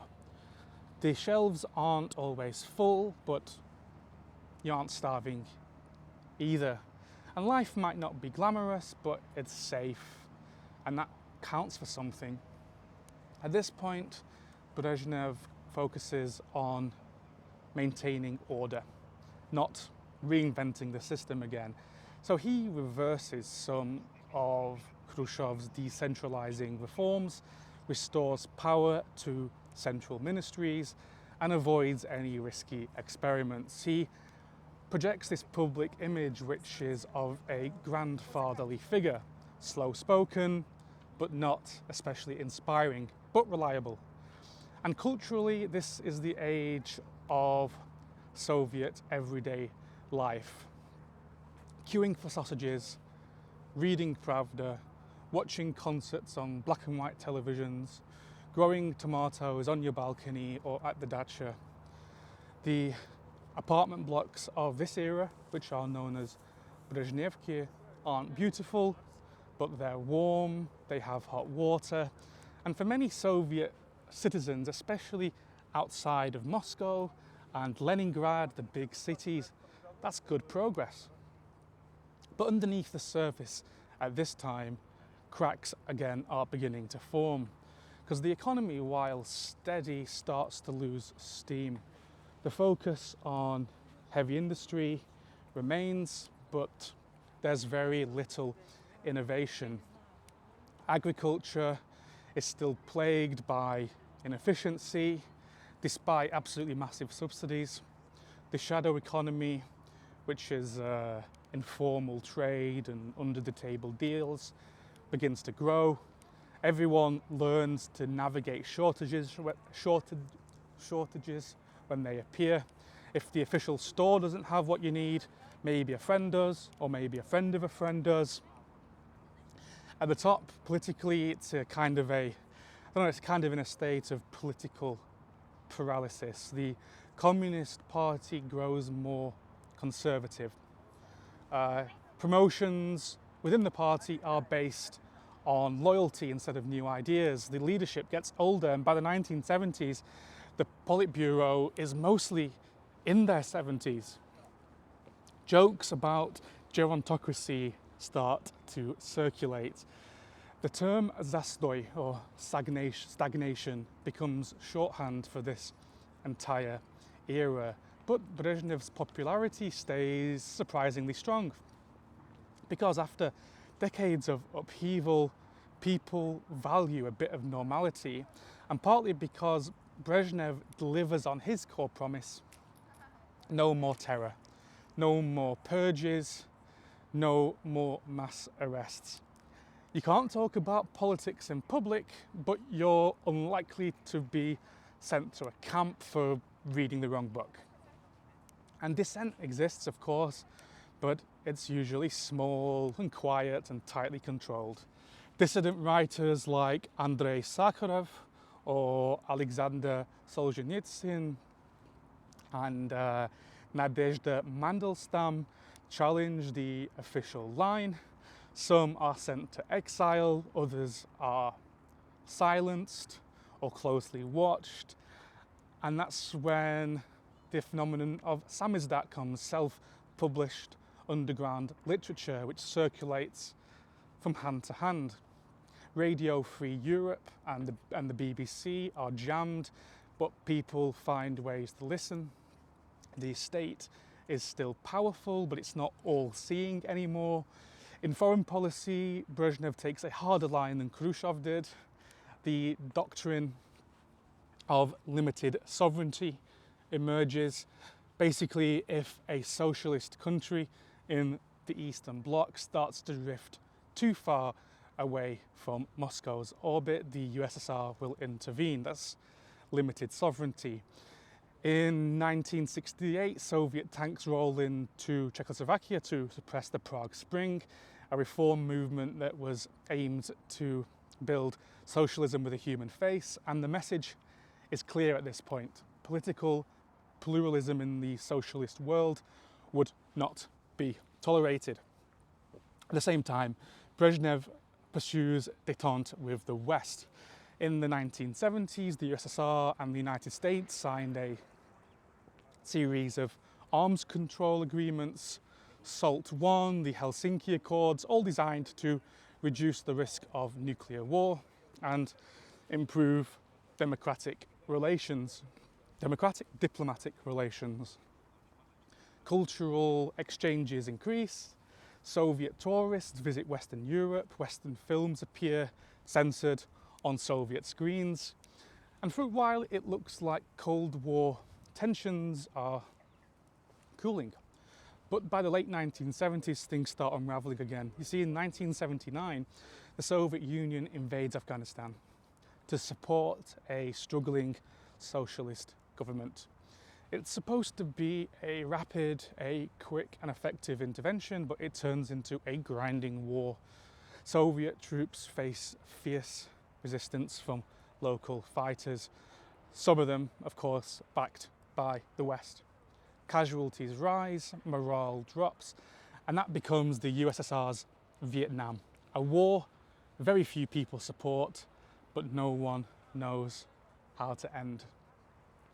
Back at home, in the Soviet Union, the economy continues to stagnate. Production flatlines, technological innovation lags behind the West, and consumer goods remain limited. Corruption remains endemic. Everyone knows someone who can get you what you need, but rarely from official channels. At that point, Brezhnev, his own health begins to deteriorate, and by the early 1980s, he's barely able to speak in public. Yet he remains in office, propped up by his inner circle, until his death in 1982. His funeral is a carefully staged event full of pomp and solemn music. The country watches respectfully but without too much emotion. And that's it. Brezhnev is gone. Brezhnev leaves behind let's call it a mixed legacy. On one hand, he's remembered for peace, for predictability, for a time of quiet living. And for many, it was a time when life improved steadily, if slowly. On the other hand, he's remembered for his inertia. Problems were postponed, not solved. The system that once promised revolution had settled into routine. And after Brezhnev, the system never really recovers. The leaders who follow him, Andropov, Chernenko, they're in office for just a few months each. And the country seems like it's starting to drift. People begin asking deeper questions about whether the system could, or whether it even should, change. And then, 1985, a younger man takes charge. He talks about openness. He talks about reform and about the future. And for the first time in a long time, people start to believe that something big might be coming. That young man I was talking about was Mikhail Gorbachev. And when Gorbachev becomes General Secretary in 1985, he looks and he sounds like a completely new kind of Soviet leader. He's only 54 compared to the previous leaders that were in the 70s. He's energetic, he's articulate, and he's unusually open.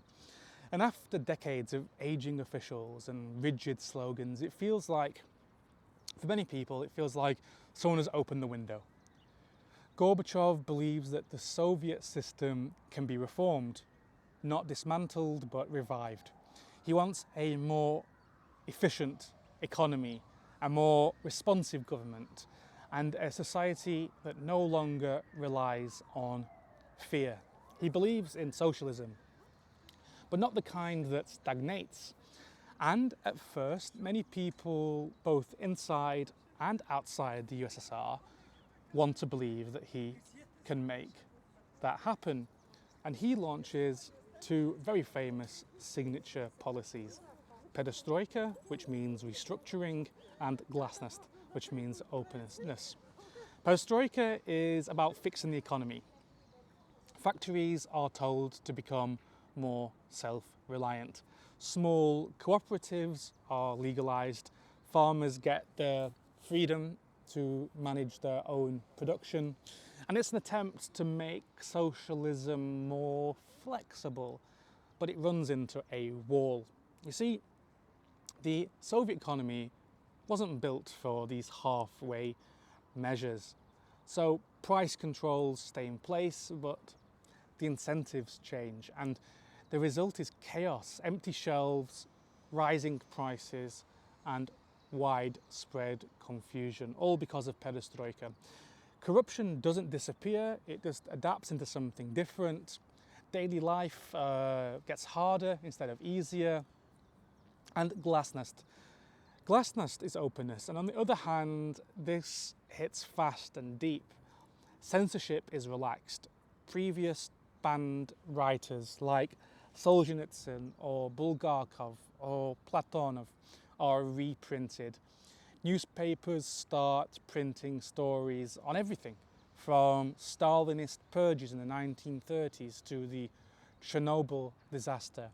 People start speaking openly about the past, about injustice, about the things that everyone always knew, but nobody could say. Samizdat literature becomes less dangerous to read. Families talk politics over dinner again. It's liberating, but for many people it's very disorientating. In parts of the USSR, including places like Ukraine, the Baltics, Georgia, Armenia, people start to consider the possibility of having a country outside of the Union. Gorbachev was different to all the previous leaders. Because when there are uprisings, he didn't send in the tanks. And that's something that many in the West admire him for. They like him because of that. He also introduces genuine debate inside the Communist Party and legalizes opposition parties. He permits real elections. And for the first time in Soviet history, people might get to vote for someone who might actually disagree with the official line. And abroad, like I said, this earns him enormous praise. In the United States and Western Europe, he's seen as the man who ended the Cold War. He meets Ronald Reagan, he signs arms controls deals, he withdraws troops from Afghanistan, and he chooses not to stop the collapse of the Berlin Wall. And for that, he's awarded the Nobel Peace Prize. There are magazine covers, state dinners, cheering crowds, but inside Russia, the view of Gorbachev is very, very different. In Russia today, Gorbachev is one of the most widely hated figures of the entire 20th century. Many blame him for the collapse of the country, the loss of status, the chaos to come, and the humiliation of suddenly waking up one morning to find that the Soviet Union, something which they had been told would last forever, was simply gone.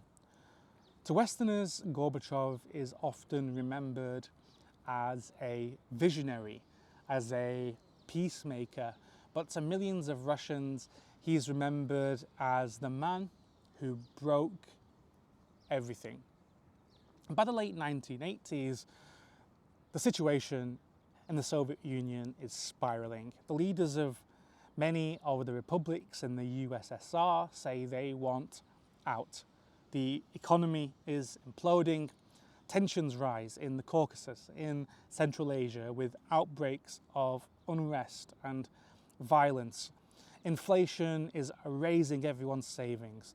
Factories grind to a halt. Ordinary people who once had secure housing, jobs and basic services, they weren't always luxury, they didn't always have a choice, but they had them. They're now stuck in a system that is falling apart in real time. And in 1989, the dominoes start falling. Poland, Hungary, East Germany, Czechoslovakia, Bulgaria, Romania, one by one, communist governments collapse across Eastern Europe. The Berlin Wall comes down, and Gorbachev, unlike every other Soviet leader before him, does nothing. And like I said, it's seen in the West as this sort of masterstroke of restraint, but in Moscow, it looks like surrender. And at home, Gorbachev is increasingly isolated. Reformers say he's moving too slowly, while the hardliners say he's destroyed the entire Communist Party. And a young rival, a man named Boris Yeltsin, emerges in Russia itself. And he's calling for faster reform. He's calling for real democracy, and he calls for greater autonomy for Russia within the Soviet Union. And Gorbachev at this point is caught between two fires, and he's losing on both fronts. And then comes August 1991, when a group of Soviet hardliners, top officials, ministers, generals, they all stage a coup, and they place Gorbachev under house arrest in Crimea, and they declare a state of emergency, and they try to roll back Gorbachev's reforms. Tanks actually appear on the streets of Moscow, but the people don't support them, and neither do the troops.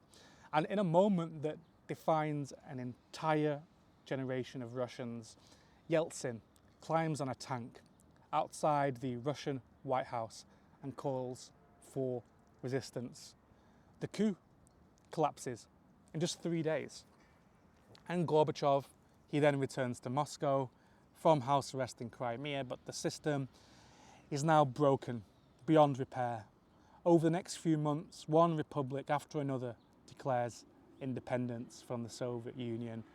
Ukraine, Belarus, Kazakhstan, Armenia, Georgia, Uzbekistan.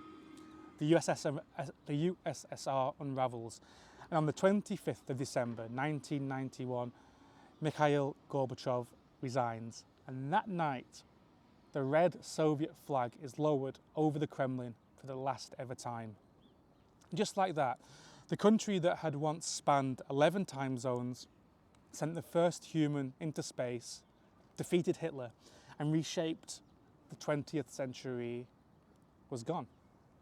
Some Russians, of course, watched in disbelief. Some wept. Others ran to queue at banks, not quite sure what was going to happen next. But what united themselves at this time was a sense that the ground had shifted permanently. Gorbachev to this day remains a symbol of that shift, despised by many in Russia, but celebrated abroad. A man who tried to save the system by changing it and, in the process, totally destroyed it. When the Soviet Union collapses at the end of 1991, Russia is facing a totally new world.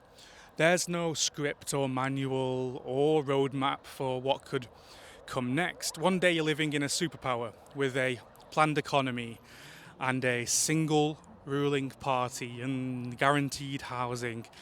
And the next you're in a country with collapsing state institutions, with no money, no rules, and a government trying to invent capitalism overnight. The first president of the new Russian Federation is Boris Yeltsin. He was elected in 1991 as a reformer and as a symbol of a new direction. He's popular at first, especially after standing up to the August coup. He starts talking about democracy and markets and civil rights and openness. But turning those promises into something real proves far harder for him than anyone expected. His big idea is shock therapy. It's a rapid transition from state socialism to free market capitalism. So prices are liberalized and state subsidies are slashed. The ruble is floated. Thousands of state-owned factories, mines and shops are suddenly up for grabs. And the economy is, let's call it, freed almost overnight, but not in a way that feels fair. Because over the next 2 years, the value of people's savings evaporates. Inflation soars to over 2,000% and many people lose everything. Pensions become worthless. Salaries go unpaid for months and months, and the shelves are full of goods for the first time in a while. But very few people can actually afford them. And it's not really just poverty at this time, it's whiplash. You know, like for generations, Soviet citizens had been told that stability was the most important thing. And now it's gone. People who spent their lives working for the state wake up one morning with nothing, no job, no security, not really even a sense of what is coming next. Meanwhile, a small number of people become incredibly rich very, very fast. In a process that is called the loans for shares scheme. Basically, valuable state assets like oil companies, metal factories and banks are handed over to a handful of well-connected businessmen. Basically, in exchange for helping to finance the new government. And these men become what we call today oligarchs. They are billionaires almost overnight with enormous power, zero accountability. It's capitalism but with none of the modern guardrails. Russia turns into a kind of economic Wild West where cash is king. There are protection rackets springing up, criminal groups battle over territory, there's guns, there's drugs, fake documents become sort of everyday commodities you can buy. Moscow becomes a city of new Mercedes and old Ladas right next to each other with zero traffic laws. Neon signs go up, nightclubs open, Western brands flood in, and behind this chaos, a whole new generation of politicians, bankers, and gangsters is getting incredibly rich. Violence spills over into politics. In October 1993, a power struggle between Yeltsin and the parliament escalates into an armed conflict. Tanks shell the Russian White House right in the center of Moscow, and over 100 people are killed, and it's the bloodiest event in the capital since the revolution. And the thing is, at that time, most people weren't even sure what side they should be on. Yeltsin, at this point, consolidates power, and he pushes through a new constitution. On paper, at this point, Russia is a democracy. There are regular elections, a multi-party system, and there's a free press. But in reality, the state is weak. The courts are unreliable, and corruption is endemic. It's everywhere. Most people survive by improvising. Some become traders, selling goods on the street or at markets. Others leave the country entirely. We're talking scientists and engineers and teachers, part of a huge brain drain that affects almost every sector. Some people just retreat into their homes, growing food at their dachas to survive. The old Soviet world is gone and a new one doesn't feel quite real yet. And then Chechnya. Chechnya becomes another flashpoint. In 1994, after Chechnya declares independence, Yeltsin sends in the army, citing the need to suppress an independence movement that threatens Russian sovereignty and stability. And what was supposed to be at this time a short operation turns into a brutal war. Grozny, the capital of Chechnya, is bombed into rubble. Thousands die, soldiers, civilians, journalists. The war ends in a ceasefire. And by the late 1990s, public trust in democracy is fading. Crime is rampant. Poverty is widespread. And the country is being run on short-term loans from the International Monetary Fund. The average life expectancy for Russian men drops by nearly a decade. Alcoholism surges, birth rates collapse, suicide rates rise. It's a genuine demographic crisis at this time. And then in 1998, the financial system collapses, the ruble crashes, banks freeze withdrawals, imports vanish from store shelves, and this feels like the final betrayal. The promises of the 1990s, freedom, prosperity, global integration, now look for many people like a cruel joke. And Yeltsin's approval rating plummets. He appears on television, slurring his words. Rumors of his health begin to swirl. The presidency starts to look less like leadership and more like damage control. By the end of that decade, most Russians are no longer asking for reform. They're asking for order to be restored. And then on New Year's Eve, 1999, Yeltsin appears on television for one last time, and he resigns. And it's a surprise move. It takes everyone by surprise. And he names a little-known prime minister. His name is Vladimir Putin, to be acting president. And along with that, the 1990s end. And it's not just a decade, but a whole chapter of history. A time of chaos, a time of improvisation, of fortunes made and lives simultaneously lost, of sudden freedom, but also of sudden fear. And what comes next in the shape of Putin is something very, very different.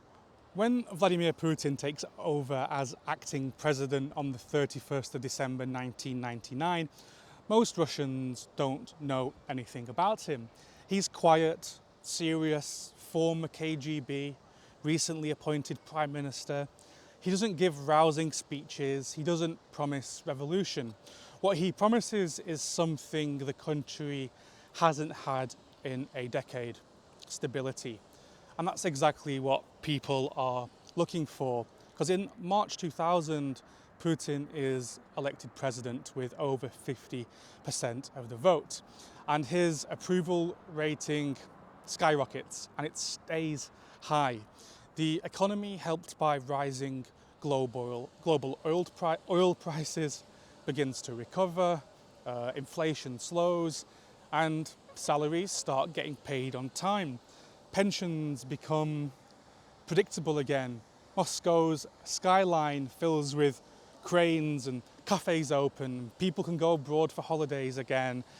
And after the collapse and the chaos of the 90s, there is a real sense at this time that Russia is getting back on its feet.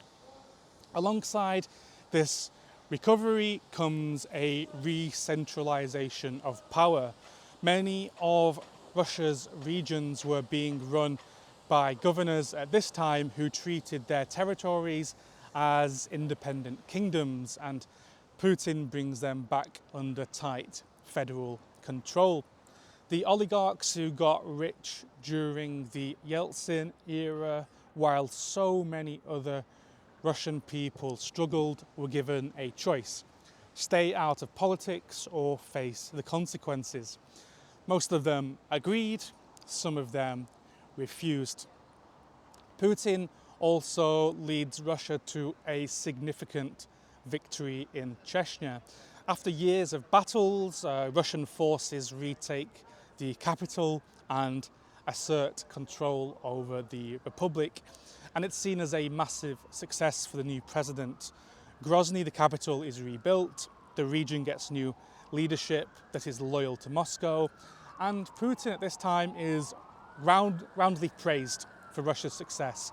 In the early 2000s, the state, which had been a total shambles in the 1990s, becomes much stronger. The president's role expands significantly, and at the same time, living standards continue to improve, especially in the big cities.